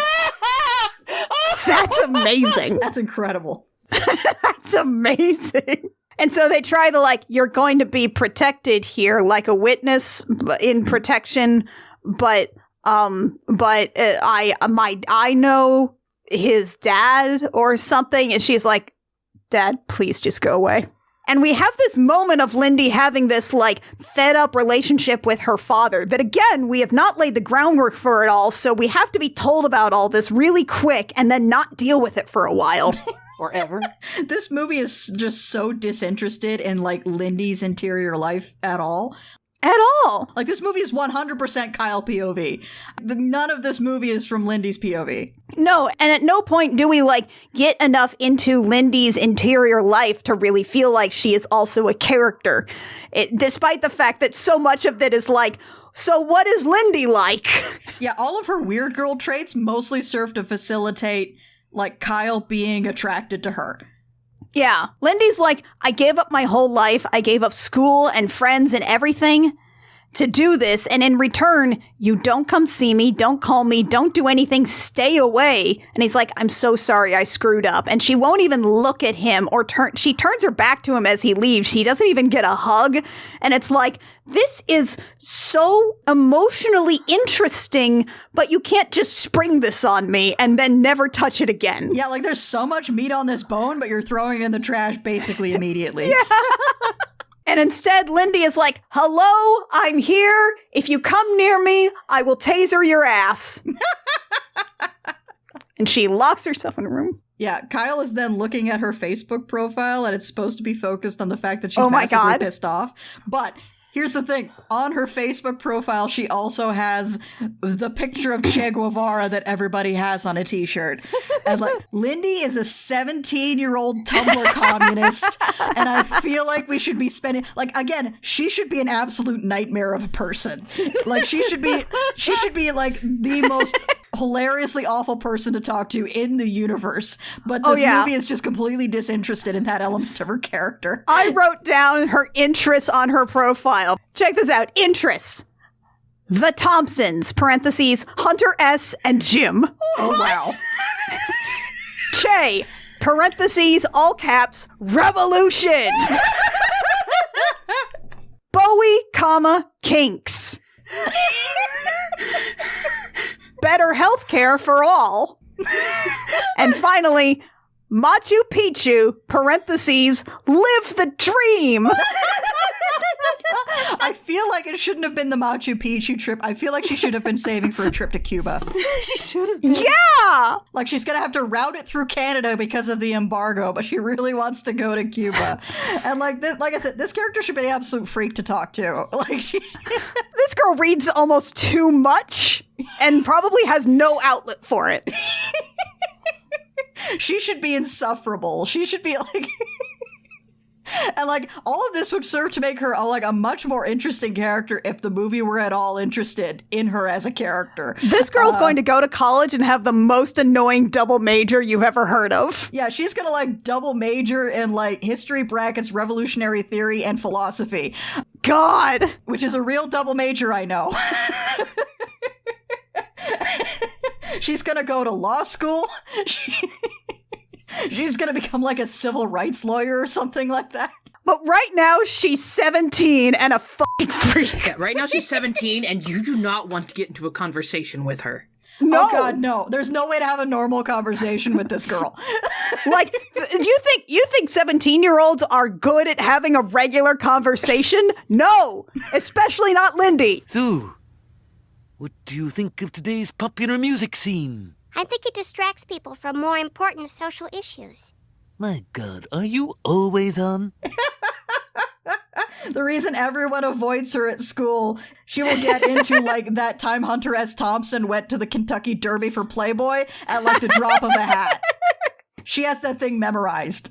You don't understand. I was this girl. This is why this is so funny to me. This is how I know how insufferable she is. She also has a picture of roses on the side of her profile. Her current status, Lindy is in hell. Because it's like old Facebook style where it has like the first name, and then when people write status updates, they act as though they are speaking in the third person. Lindy is in hell. And Kyle reads her Friendster profile and says, well, that makes two of us. Oh, God. Kyle tries to give Lindy food while wearing a ski mask, and he's like, please come out, and she doesn't, and he's like, So, in the Beauty and the Beast story, generally speaking, this is one of the major points of the sort of middle of the story, which is it revolves around the expectation that Beauty must dine with the Beast every night, where he asks her how her day was, what she saw around the castle, and then, will you marry me? And every night she says no, and then they do this again every night. In the Disney movie, however, that is translated into join me for dinner, and she's like, the fuck I will. And locks the door, and they bicker for a while, and Glenn Keane just has some of the best character acting for the Beast in that scene. But this part of the movie is more in conversation with the animated film than it is the sort of the story that inspired it. And also, while doing this, while Lindy's like, no, I'm not coming out for dinner, Zola walks by observing this with a toothbrush in her mouth. We have an extensive exchange about this in the group chat from last night. She's not brushing her teeth. She's fully dressed. It's the middle of the day. There's no toothpaste. So what's happening, Zola? Why the toothbrush, Zola? Lucas pointed out that it's just like in Hackers. And Matthew Lillard's character is just has a toothbrush in the middle of the day. So what do you think? I crash your place tonight? I guess Beastly really is the movie that connects all I Will Fight You movies. His web connects us all. Its web connects us all. Its beastliness connects us all. Its sick magic tree tattoo connects us all. Kyle tries to give Lindy presents like a designer handbag and fancy earrings, and every time that he does this, he leaves the present at the door that goes up to her room, knocks on it, and then scampers across the hallway and peeks out the side of the door frame. You're not hiding. It is kind of cute. And also, she gets this like hideous, gigantic designer purse and just throws it back down. And his look of offense when she does that is actually pretty good. There is honestly some parts in which like Kyle is trying to get Lindy to like him, where honestly, this actor is doing some good work. There is some genuinely charming stuff in here. Again, it's in the rest of this movie, so it doesn't really... It doesn't succeed, but there are some things here that work. And he's like, Zola, go buy more expensive stuff. Quote, whatever sick expensive kind Sloane and her bimbots love. Okay, so he's obviously not that recovered from being an asshole. Does Sloane have friends? I've never seen Sloane talk to a person that isn't Kyle or Crash from Crash and the Boys. Is the girl who is one of the boys, is that one of her bimbots? And Zola has to be like, stop trying to buy her with stuff she doesn't want. Think about what she specifically likes. What do you know about her, you idiot? Yeah, don't try to buy her love with stuff she doesn't like. Try to buy her love with stuff she does like. I'm not sure. This is the message this movie wants to be sending. Kyle puts the ski mask back on and then goes into Lindy's room while she is calling some friend we don't know. Yeah. Lindy doesn't have friends. Who is she talking to? We've never seen her talking to a person that isn't Kyle or her dad. But she's talking to this friend about she misses deli coffee and the clinic that she went to once? Goes to? Something? She hates her dad, she hates missing school, and she was saving for Machu Picchu, the Machu Picchu trip. This movie cannot let you forget she really wants to go on the Machu Picchu trip. It's really worried you're going to forget. Don't forget Machu Picchu. She saved for it for 3 years. It was the first thing she did that was just for her and not her dad or something. Because there is some meat on the bones here about a child who has to parent their adult parent. There's something in here. Throw it in the trash. Throw it in the trash. Throw it in the trash. throw it away. Instead, he brought her a crate of Juji fruits. The Juji fruits? Yeah, the Juji fruits. She's like, why am I here? He's like, your dad loves you? Why did you put on the ski mask? I didn't want to freak you out. You think this worked? Yeah, the ski mask is definitely going to not freak her out. Ski mask worn by trustworthy people everywhere. Always. Only completely normal guys wear ski masks around girls. Indoors. Indoors. So she's like, okay, I will accept this crate of Juji fruits. To which Kyle later claps his hands onto Zola's shoulders and he's like, the thinking thing killed. Oh, it killed. I feel like there's a version of this movie where he's delightfully stupid. Yes, exactly. This would be so good if he was kind of stupid. And he was like, I thought about girl and got her. It worked. Thinking about girl worked. Think of girl as individual. What? Yeah, you don't even have to think about her as an individual that much. Like, you don't have to worry about her interior life. You just kind of have to remember that she keeps going to the store and buying Juji fruits. So, Lindy once complained about letters while being high, drunk, something. So Kyle's going to write her longhand letters every day. And then look at her Friendster profile where her status is, Lindy is thinking about amazing, crazy roses. That's an insane thing to post. What? That's a deranged thing to post. Amazing, crazy roses. Amazing, crazy roses. Is this code for something? While you are trapped in a stranger's house? Is this your duress phrase?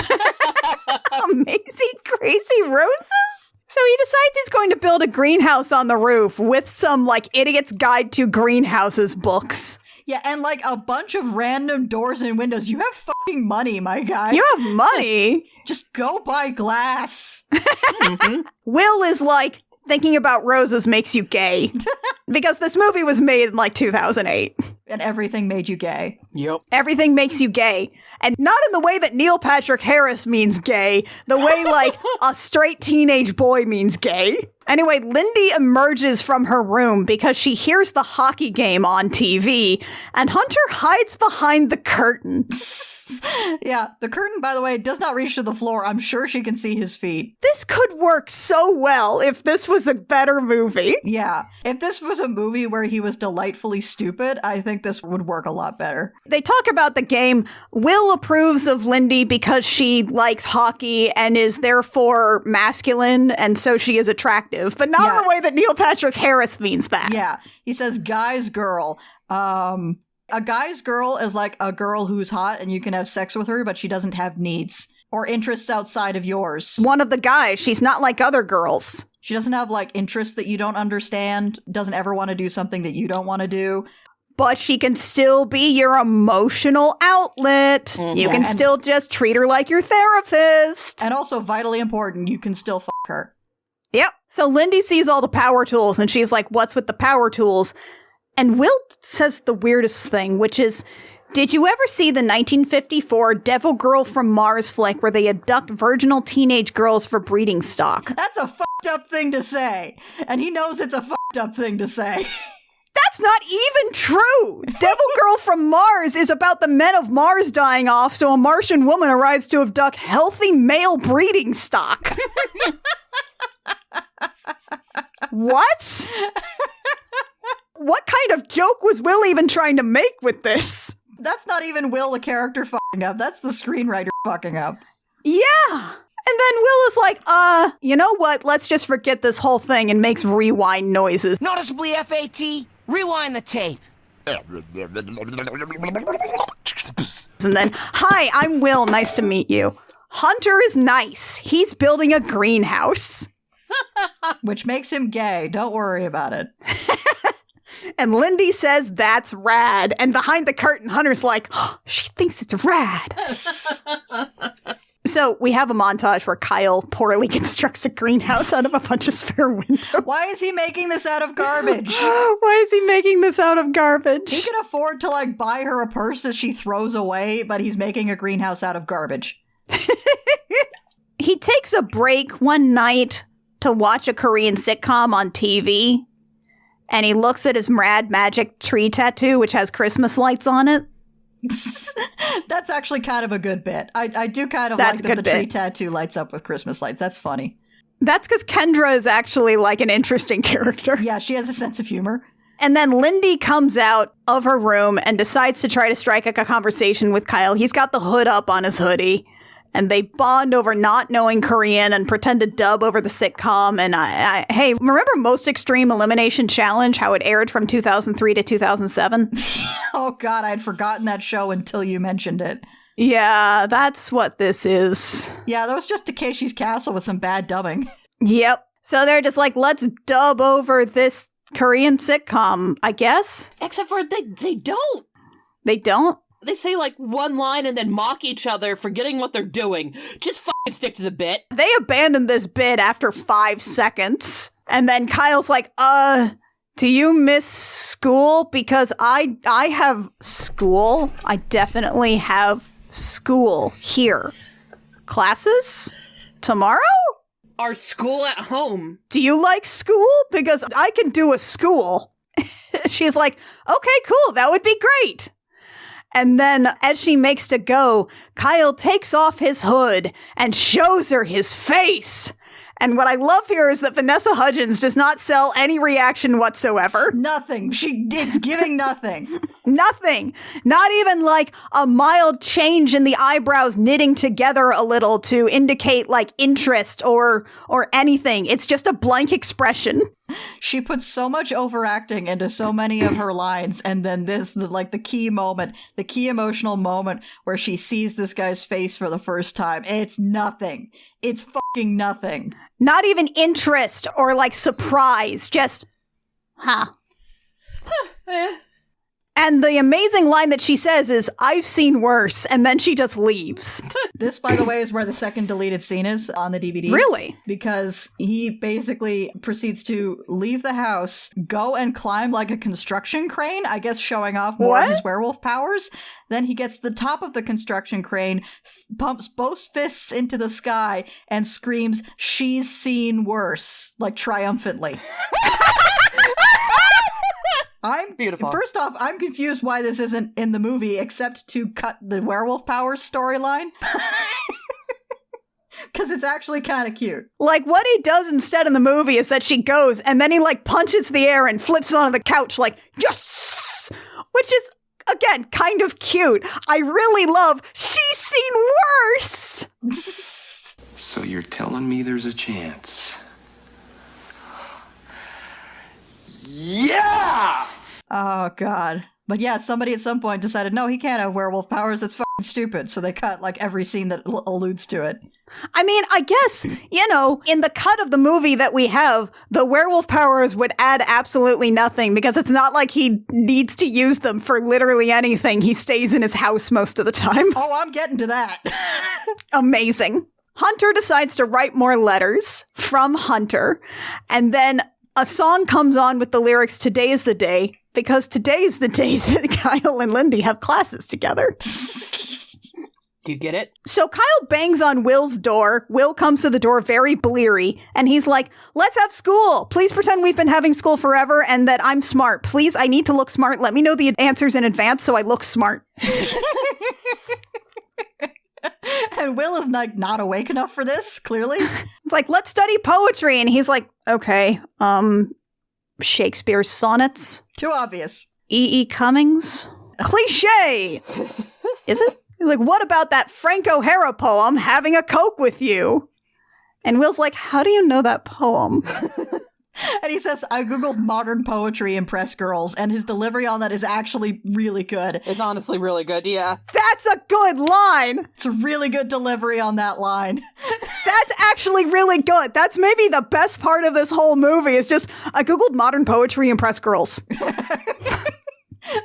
This movie has, like, brief moments of brilliance. Again, if this movie was about this fucking idiot who wants girl to like him, as like there are flashes of that throughout this whole middle part of the movie, it would be great. You know what would actually make this really good? If he also looked like a monster. when monster is awkward because girl pretty? That's good shit. You denied me this? You denied me monster awkward because girl pretty? Yeah, they did it deliberately to piss you off, Annie. They really did, honestly. This is targeted to make me upset. He Googled modern poetry impress girls.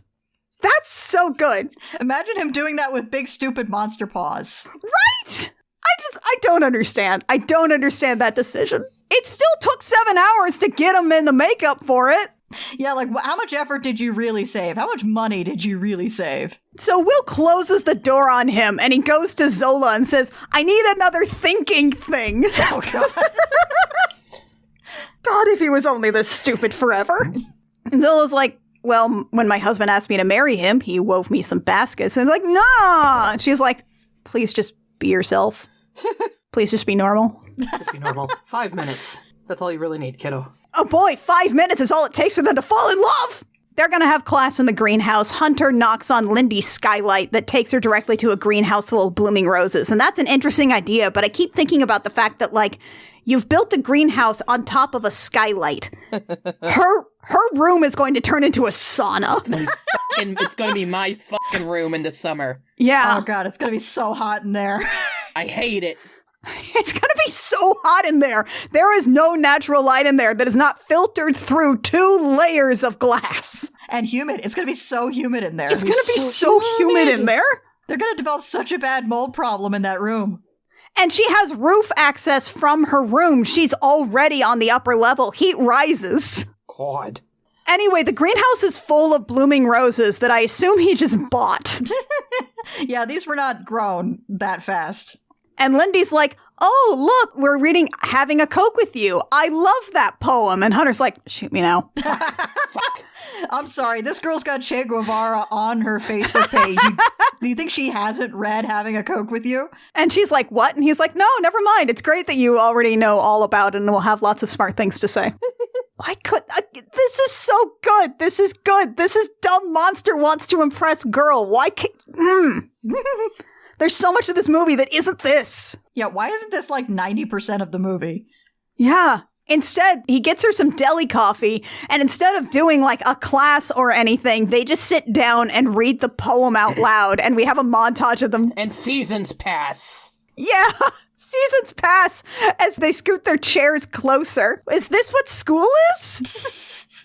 Also, if it ever takes me that long to read a poem, I will shoot myself. Yeah, Having a Coke with You is not that long. No. Zola and Will just left the greenhouse. Frank O'Hara wasn't known for his long poems. He's not fucking T.S. Eliot. No. And one bloom on Kyle's sick magic tattoo shows up. So I guess they're in love now, because they scooted their chairs closer to each other over the course of like a fucking month. Over like a fucking month. And again, reading one poem. This isn't an 86-minute movie, and this is how long we spend on them actually, like, spending time with each other and flirting and, like, developing a rapport. Is them reading half of this poem. Maybe a third of it. So Kyle goes to stalk Kendra. Yeah, so... What is Kendra doing? I think this is the scene that's just Kendra's house. Which, this is the most Montreal-ass location in the whole fucking movie. Because parts of that city were built in the 1600s, and this is a 1600s-ass location. That's like a big wooden medieval door. She looks like she just left, like, a side door from a large old church. But I guess the implication is, I don't know, she lives here?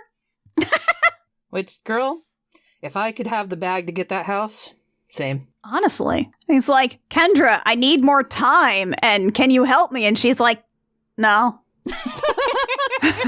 No, I don't think you understand how this whole Beauty and the Beast thing works, my guy. You don't think about anybody except yourself still, so like, nah. And he's like, no! And he kicks a wall because she's so totally wrong. Because he thinks about Lindy, and he's also learned to consider immigrants and the disabled to be people. However... He hates liars and deceivers. One of the things, because we're at the point in the movie now where the stakes have sort of started to disappear because we've proven that actually girls can like him if he's got rad tattoos and piercings. So getting rid of the rad tattoos and piercings is no longer like as motivating as like a thing for him to be doing in the movie. So now we have to add extra stakes, which is, hey, if I get this girl to fall in love with me, will you get Zola's kids green cards and also cure Will's blindness? And she's kind of like, eh. You could have solved that first problem, Kyle. You could have solved that first problem yourself. You have so much fucking money that Zola's kids are a problem you can solve personally. You could probably get that just by selling your vertical rock climbing treadmill that you don't use anymore. Give it to me for $15 on Marketplace and buy some green cards for your maid. Anyway, Kendra's like, yeah, I can do that, I guess. Good luck. Sure. No prob. Bye. Bye. Get on my house. I'm gonna go live my best life as some kind of goth witch hag. Living inside of a massive 1600s church in Montreal. Which is definitely New York City. Which is definitely New York City. There are definitely parts of New York that look like this. There are so parts of New York that look like this, for sure. Sure. Don't question it. So Lindy is hanging out in her room and Kyle enters with some CDs that he got for her. And she turns off some music on her laptop and she also has that picture of Kyle from the party on her screen. Girl, no. He is, by the way, not looking at the camera in that photo and entirely gazing down at her. And she's like looking at the camera sort of, but with like a tilted chin down, kind of weird smile. And she's just like, oh, it's just some guy at my old school because it's totally normal that I have this picture because we were on some committee. Anyway, let me psychoanalyze myself for you. I fall for jerks. And again, like, first off, like, no 17-year-old girl has this much self-awareness or emotional intelligence. Especially not someone with those interests on her Friendster profile. No. You know what she's doing? She's screaming about how much she hates her dad. And I love there's this physical acting bit that Kyle does where she's like monologuing at him and he does this thing where he stumbles over to her TV, sets down the CDs and tries to sit like a normal human being who is totally casual and regular and fails utterly. He like stumbles, he readjusts his arm a few times until he very normally rests his chin on his hand to like look interested. It's very cute. He is sitting so normal and so okay. He's so totally okay talking about how Lindy definitely didn't have a crush on Kyle when he was in school, and it's totally cool and fine. And please keep going. Let's just it's great. It's great. It's fine. Don't worry about it. Don't worry about it. Don't worry about it. It's cool. God, why can't the rest of the movie be this? Why isn't this much more of the movie than it is? This normal idiot. And she's like, oh, I thought maybe he liked me back a little bit, but that's silly because he was popular and I wasn't for some reason that doesn't have anything to do with my Friendster interests. It doesn't have anything to do with the fact that I turned basically every single conversation around to either Hunter S. Thompson, Che Guevara, or socialized healthcare, which admittedly are all very important things to be talking about. Not when you're 17 years old in high school. They're going to think you're a freak. And Kyle's like, well, that's why I like you, as he is standing, pacing, and awkwardly arranging her CDs that are sitting on a shelf. Trying to be so normal and regular. Yeah, Lindy spends most of her spare time just like posting in the YouTube comments of like 60s songs saying, God, I wish I was born like 50 years earlier. Music today sucks so bad now. That's Lindy.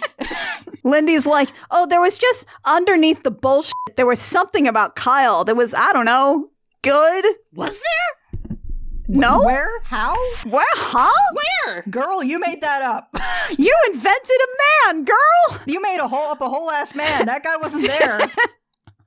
And she's like, I guess I'm a sappy tool and I want to fix him. I can fix him. Girl, no. Girl, no.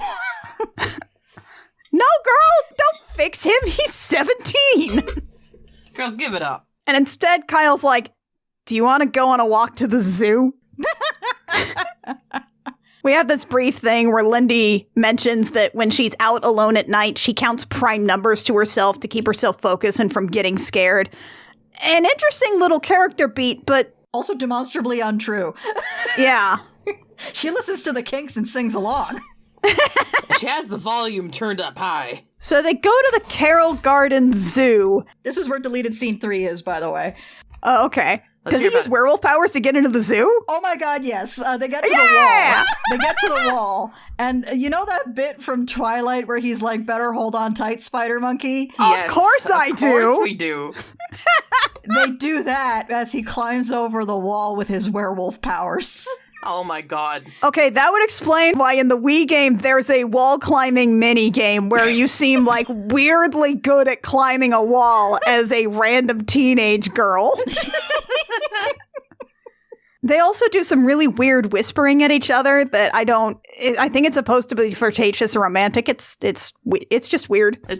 It's just weird. And he takes her, and a song comes up that says, "There is a light in your eyes," because Lindy's eyes are lighting up at the zoo. Except they're not. She has like this cold, dead expression the entire time. Yeah, because it's the zoo at night. All the animals are asleep.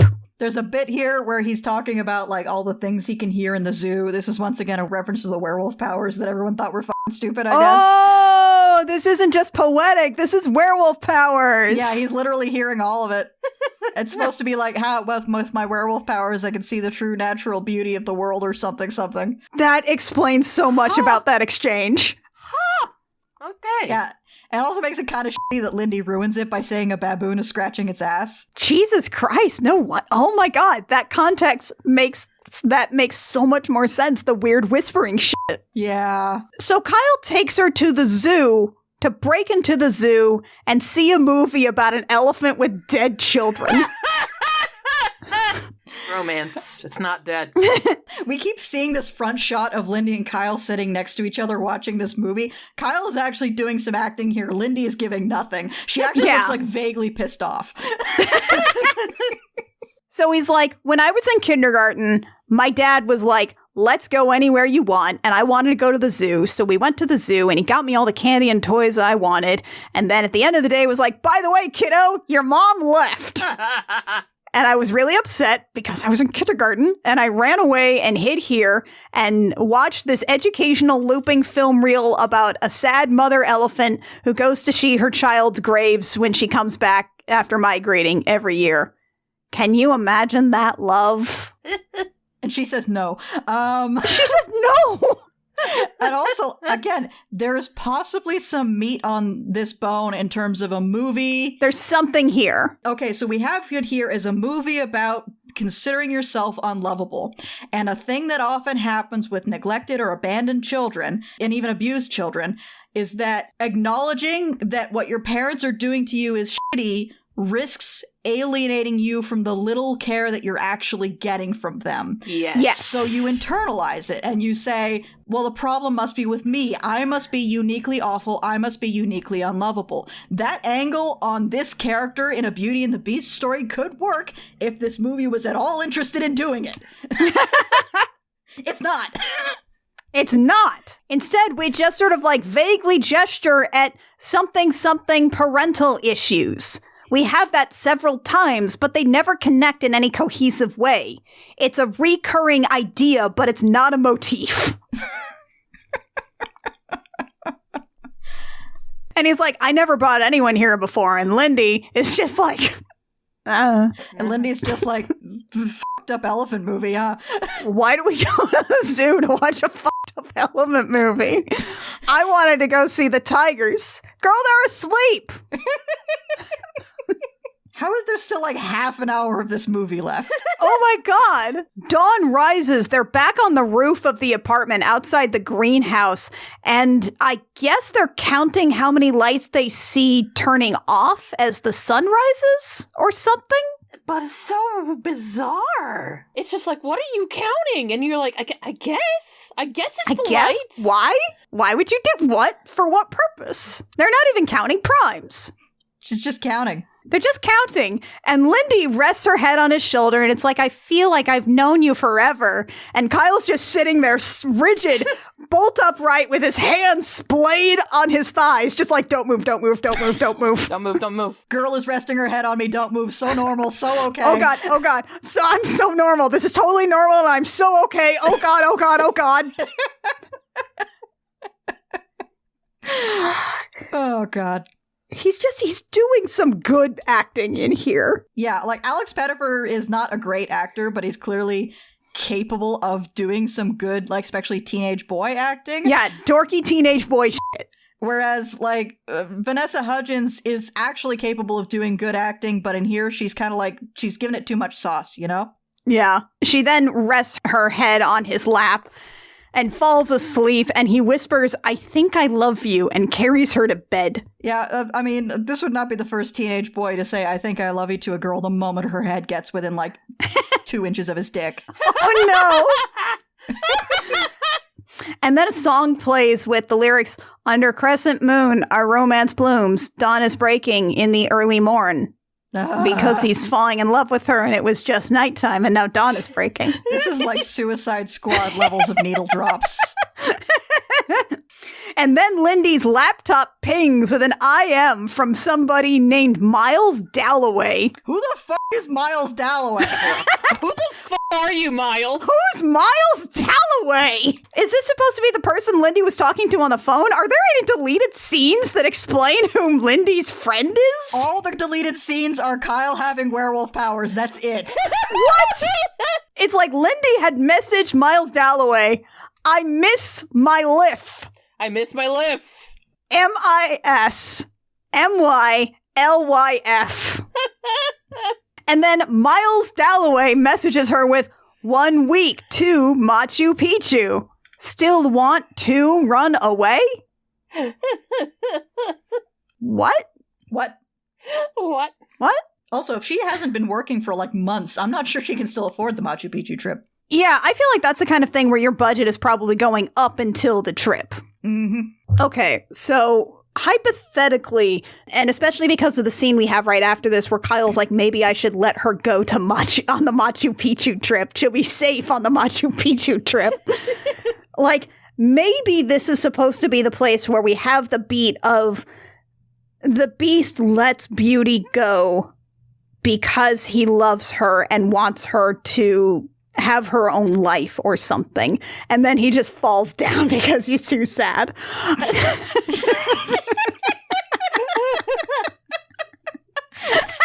This is a silly movie.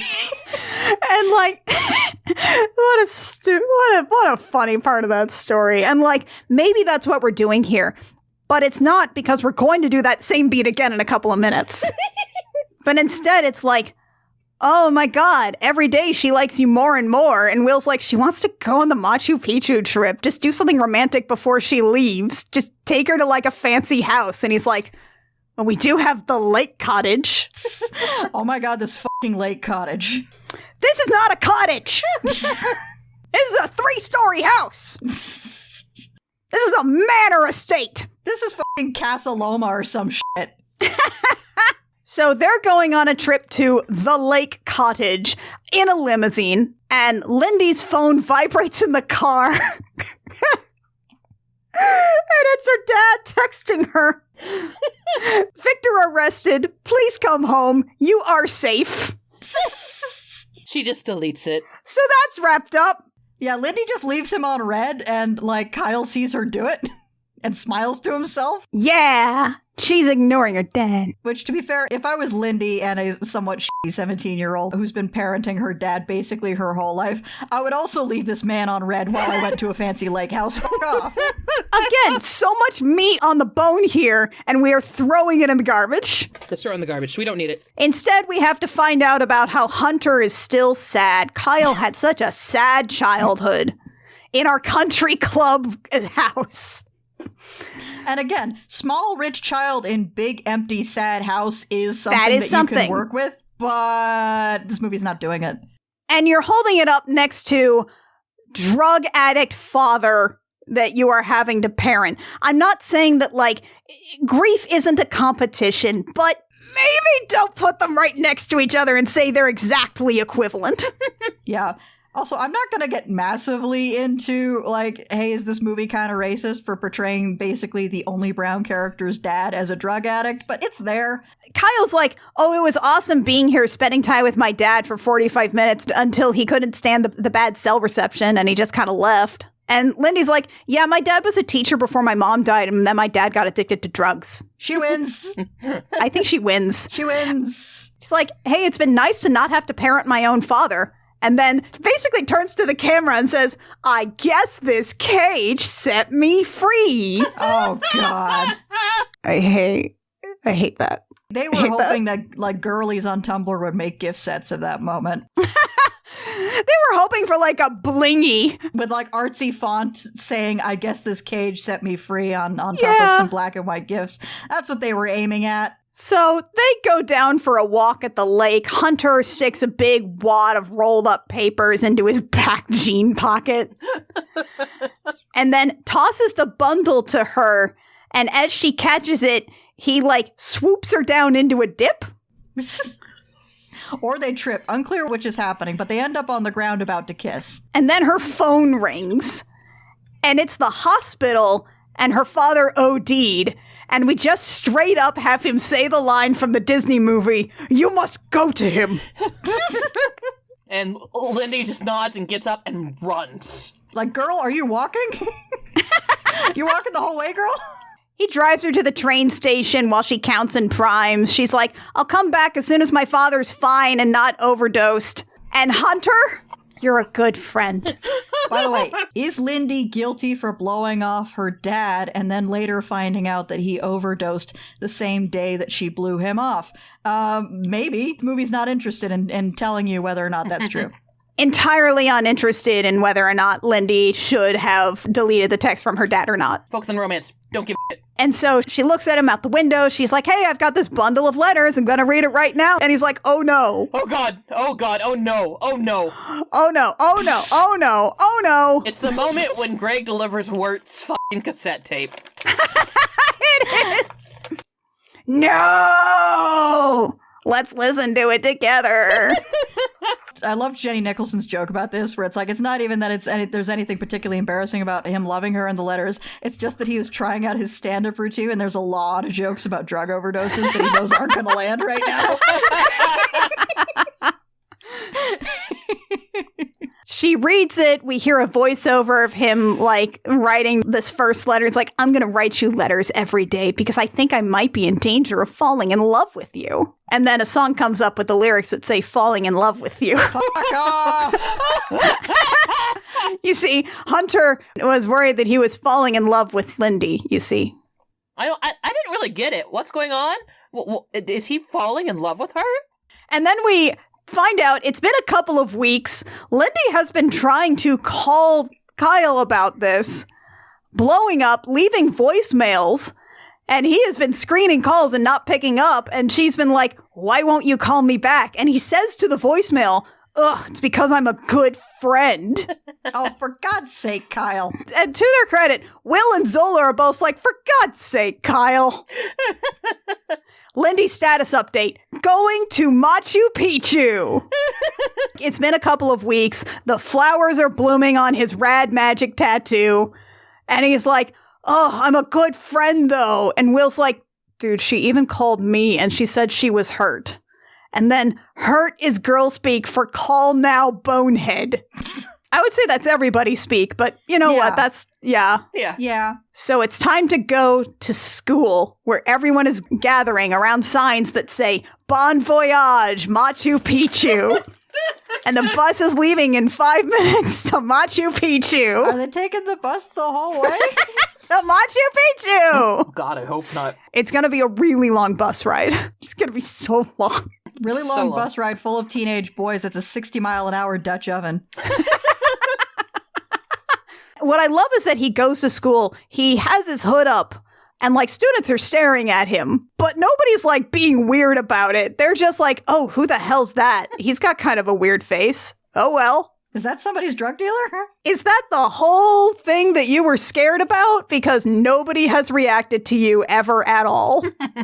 And it's okay. He immediately finds Lindy. And she's like, why the hell haven't you called me back? You knew I was dealing with my dad in the hospital from a drug overdose. Oopsie. It's like, I was scared you didn't love me because I'm ugly, but I should know better because that's not who you are. And somehow, when I'm around you, I don't feel ugly at all. Yeah, you know how we were saying that Alex Pettyfer is capable of good acting? He's not doing it here. He's not here. No. And Lindy's like, well, it's because you're not ugly. And I love that the movie is trying to say, because you're beautiful on the inside. But really, it's like, you look rad as hell. Yeah, you look at worst mildly off-putting and at best like you will smash so much puss at the punk club. Like, you're gonna be okay, my guy. I promise you'll be fine. She takes his hood down. She gently feels his face and runs her hands along his rad scars and then kisses him. But the bus is leaving now and he's like, you should go. You should go on the Machu Picchu trip. Yeah, and then he looks at the flowers blooming on his arm and he says, nothing's gonna change while you're gone. Which I guess is him accepting that he's gonna have rad tattoos forever, which would be more effective if he actually did have rad tattoos forever. Yeah. Or like looked monstrous at all. And then she's like, okay, I'll go. But Hunter, I love you. Kyle walks outside, and then we have that same, like, whoa! He got roofied again. There's Kendra. He can see Kendra in the reflection of the glass, like, posing with a gigantic top hat. You go, girl.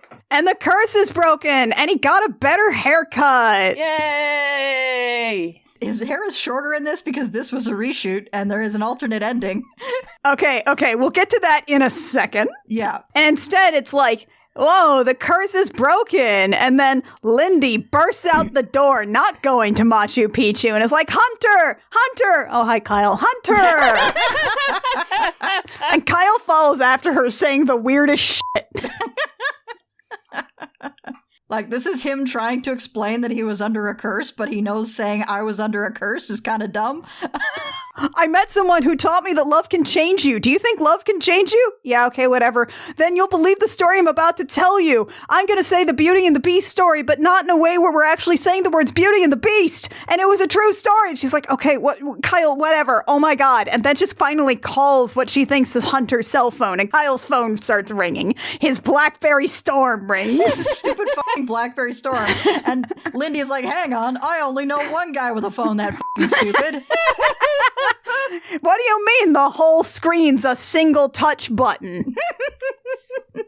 And he's like, can you imagine that love? Like the elephants. Like with the elephants? Like the elephants. And somehow we're talking about a maternal love with the elephants, and now we're talking about a romantic love. So, okay?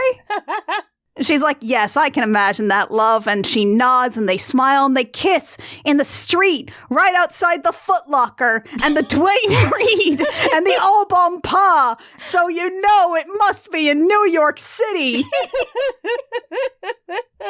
And we have a quick epilogue here. Will can see now, and he's looking at Zola's green cards for her family. Which I guess she got in the mail because she's holding an envelope with a letter. But also it's just kind of implied that they magically appeared. And Kyle's dad has a new intern who his assistant said is a bit odd looking. And he's like, no dog faces, no dumpy frumps, because he is not subtle at all. Yeah, he's still terrible, guys. Just wanted to make sure you knew. Sequel! And the assistant is like, her references said, no matter what you throw her way, she can always work her magic. Now, we don't even see Kendra step into the room. We just see some cool goth shoes. Yeah, we just see some heels. Yeah, we just see a pair of demonias. Yeah. We just see a pair of demonias with painted black toenails walk into the room, and then we hear Kendra laugh, and that's credits. Over the credits, we see some photos of, like, Kyle and Lindy going to Machu Picchu and the Great Wall and traveling all over the world. Because you can have it all, girl. You don't have to go to school on the Machu Picchu trip. You're dating a rich fuck. You could just go to Machu Picchu. On the positive side, you don't have to endure 45 hours of driving with teen boys. You can just get on a private jet that he probably has.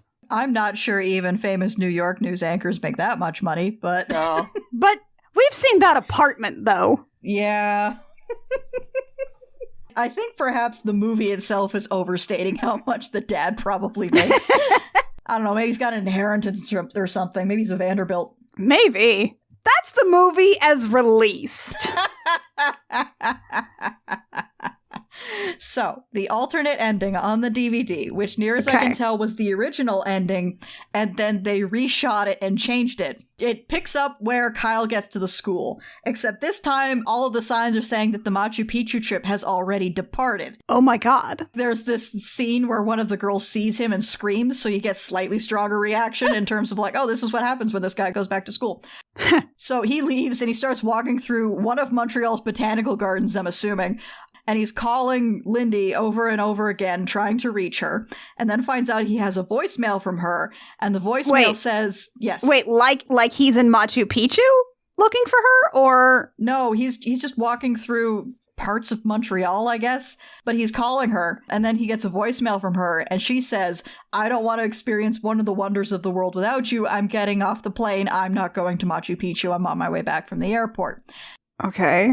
Then he gets a call from her, and he picks up, and it sounds like a pocket dial, only it's not it's like a fake pocket dial, and you hear Lindy arguing with Victor the drug dealer. Victor the drug dealer? And there's a line where she says, I thought you were in jail. This is never explained why he's not in jail. What? Victor the drug dealer has kidnapped Lindy, and Lindy is like in the process of arguing with Victor, trying to give Kyle hints on where to find her. What? Where Victor's taking her. Kyle then proceeds to sprint across Manhattan using his werewolf powers. What? Gets to like this shitty apartment building, is like using his werewolf powers to locate her in the building, gets to the door of an apartment, breaks it open. Victor has a gun. Lindy has like this smile on her face, like, you came. And then Kyle has like this, I guess this moment of Pete's edited really weirdly. Kyle has this like moment of like acceptance where he then bum rushes Victor, slams him against the wall, freeing Lindy, but also Victor manages to shoot Kyle in the chest. Oh my god! Kyle collapses onto the ground, obviously dying. Oh my god! Yeah, Lindy's like, oh my god, we need to call a doctor, and Kyle's like, no, it's okay, I wanna die saving your life, it's so fucking poetic or whatever. And she starts crying on him, and there's this really weird bit where he like wipes a tear off her face, but it's like this little plastic sequin. And it turns into a real tear that like glows and falls on him or something. And then he like passes out or whatever. She's crying on him. And then like the flowers on his tattoo on his arm turn into real flower petals. What? Drift off because she says, I love you. What? Drift off and cover the wound and like heal him from the bullet wound. And then he wakes up and his face is normal now. And Lindy's like, what the fuck is going on? And we have this prolonged moment where she's trying to figure out what's going on. She kind of puts it together and then they kiss. And then the movie's not even over at that point because we go from there to fucking high school graduation. Remember, these characters are in high school, and we actually get like closure where like Kyle sees Sloane and Crash from Crash and the Boys, and they kind of have this moment of closure where like, yeah, we don't really have a friendship or a relationship with each other. And then Kyle sees Kendra and thanks her for restoring Will's sight and getting Zola's kids, because we still have like that scene with the green cards and the fact that Will can see now. But like we get like a moment of reconciliation / I'm gonna peg you later between Kyle and Kendra. And then Lindy shows up and then they go to graduation, and then we have the scene with Kyle's dad with the new assistant and Kendra shows up, and that's the end of the movie. What? Oh my god. Okay, like, first off, that rules, but that's also so incongruent with, oh my god, it's like how the first Twilight ends with, like, we're having this little, like, maybe it's dangerous dating thing, but then it's like, holy shit, some other vampire saw you and now we have to put you in like fucking protection. Well, I'm going to go down and then kidnap your mom. So you have to go down to your home to go find this vampire in a valet studio. And then you're going to have a fight scene that Bella passes out for. But oh my God, and Edward almost drinks her blood. And oh my God, it's so action oriented. Yeah, like, what I like about this ending is, one, the graduation scene, and so we get closure with characters like Crash and Sloane and Kendra and things like that. And two, we actually fucking do something with the Victor plot. And also, like, the effect where, like, the rose petals on the tree healing the bullet wound, that's just, like, good to look at. I enjoyed looking at that. That was kind of a neat sequence. God. But, like, yeah, it's just, it's... It's totally not, it comes out of nowhere based on the way that the rest of this movie works. You can't just have like a mellow little teen falling in love romance that suddenly explodes into action in the last 5 minutes. It is definitely like last chapter of a fanfiction.net fanfic, gotta wrap everything up right now kind of shit. Yeah. Wow. And also the thing about it that kind of doesn't work tonally is that she only kisses him after, like, he turns back to Kyle. Whereas in the ending, in the theatrical release, she does kiss him while he has rad tattoos. So like, that is true. The message they're trying and failing to convey is conveyed slightly better. But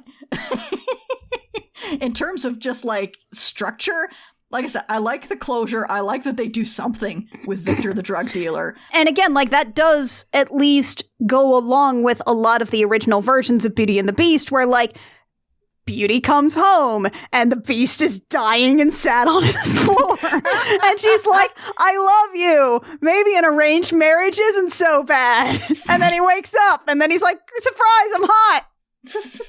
I was dead, but now I'm hot.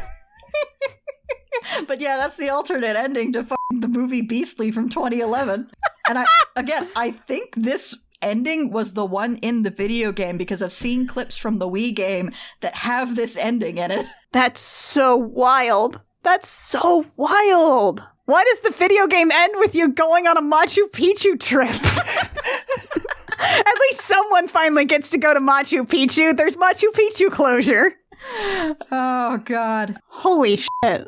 Beastly, though. Like, again, throughout the making of documentaries, they are all really self-congratulatory about how this is an important movie because it teaches you that looks aren't everything, not to be so shallow, beauty's only skin deep, blah, my blah, God. blah. I can't help but wonder how many of the people involved in this movie are on Ozempic now. Just fascinating. Just Yeah. Beastly. Also, the trailers on this DVD were like for a bunch of other movies I'd completely forgotten existed. It was like, ooh, like what? Three Musketeers, the one that came out in like 2010, 2011, oh, 2012. Yeah. Larry Crown, which is the Tom Hanks movie with Julia Roberts in it, where he goes back to college. What? And Hoodwinked 2? Oh, yeah. Hoodwinked 2. They made a second Hoodwinked. Yeah, and like I watched all those trailers all the way through. Hoodwinked 2 looked particularly terrible. Yeah. Yeah, I don't like the Hoodwinked movies. They're not even entertainingly bad. They look unwatchably bad. They are visually repugnant. They do like look specifically like that particular type of bad animation that I guess you can only access if you're pro-life enough. Oh, God. Like it's specifically bad Christian movie animation. Yeah, this isn't Rhapsody Street Kids bad, but it is like somebody who in like the 90s was like, I can beat Mainframe at their own game. I'll make a better CGI cartoon. Except, you know, this is made in like about, what, 10, 15 years later? Mm-hmm.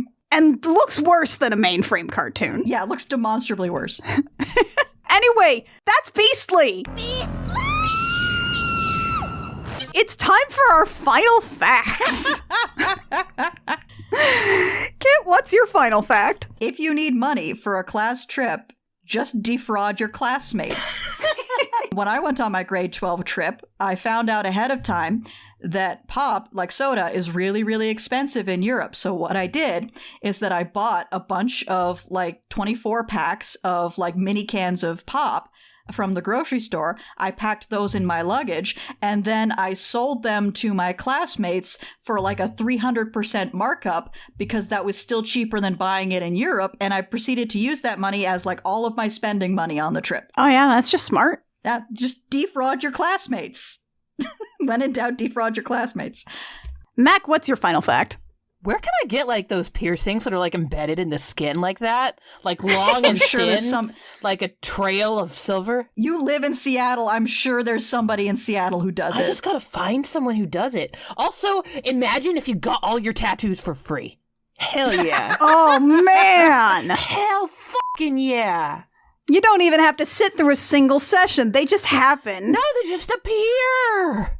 No conversations that are awkward, nothing. You just get them. Fuck.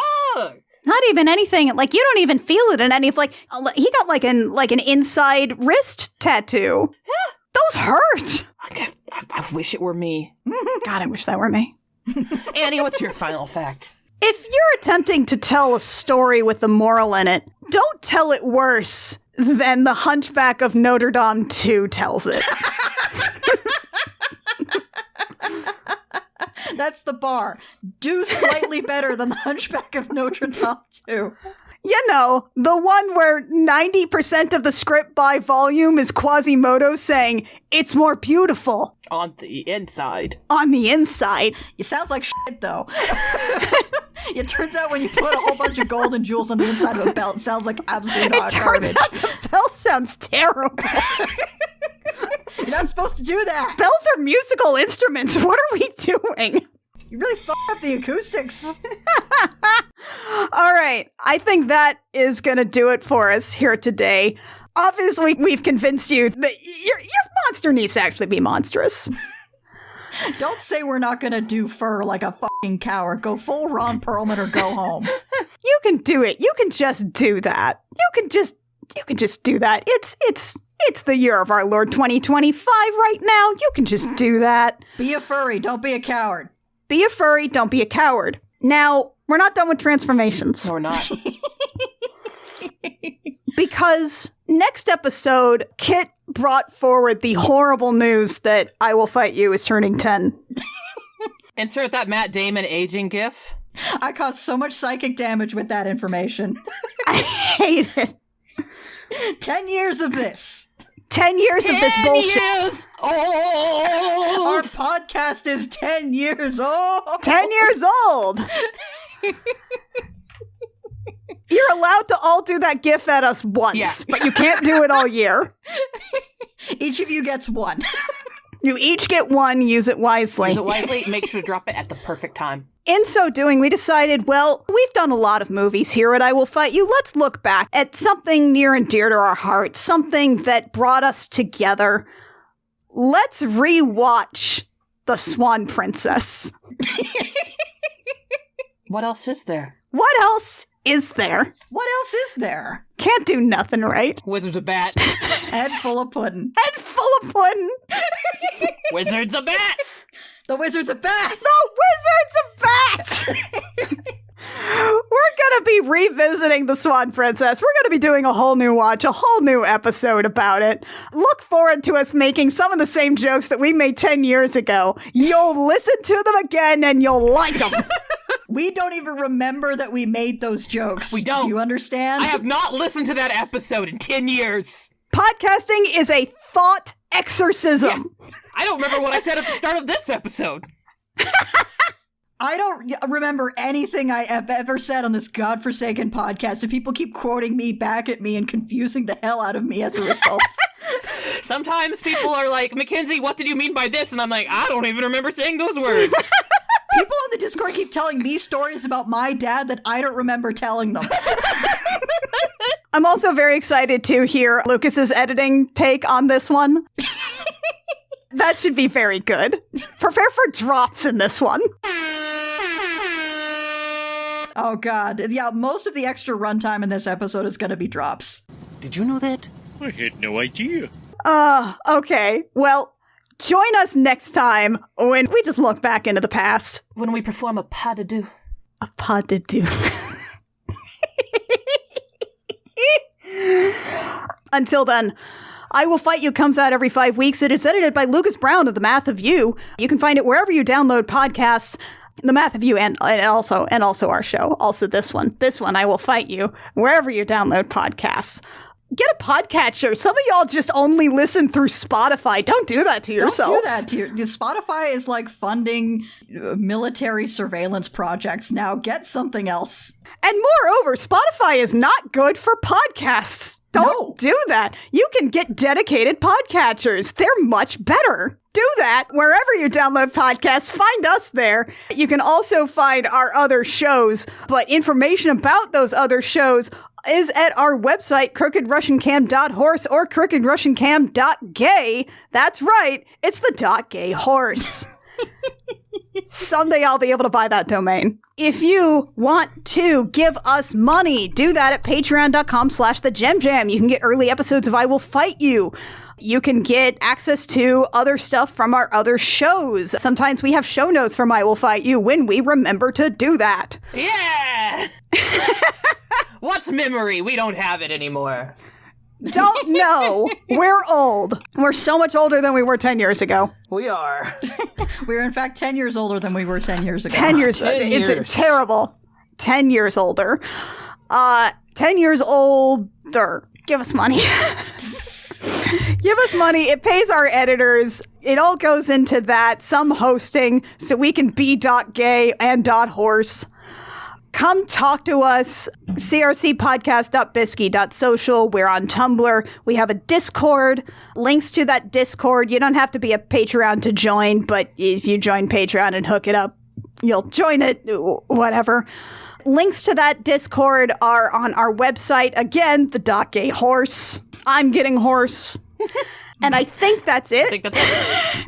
We've only been talking about this movie for 2 hours and 48 minutes, which is actually not that long for us, but it feels longer. It feels longer. So join us next time when we talk about Swan Princess. Again, we're never talking about any more of those sequels. They're just bad. They're not even fun bad. They're just bad. They're just bad. Teeth. You can't get good radio out of them. There's such weird teeth in them. Until then, I'm Annie. I'm Kit. And I'm Mac. And we have fought you.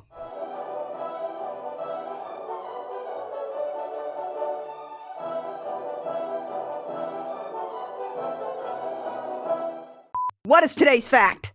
Oh, I was supposed to come up with a fact for this one? This was your pick! I mean, this was my pick, but we all agreed we were going to watch this. Yes? That's how it works. Oh, God. We all agreed that this had to be an episode. I vote your beast equivalent should actually be Beastie. That works, yeah. Wait, Beasties? Beasties! Monster romance requires that the main character actually be monstrous. Yeah, let's go with that. Okay. All right, I'll just hit you. Kit, what is today's fact?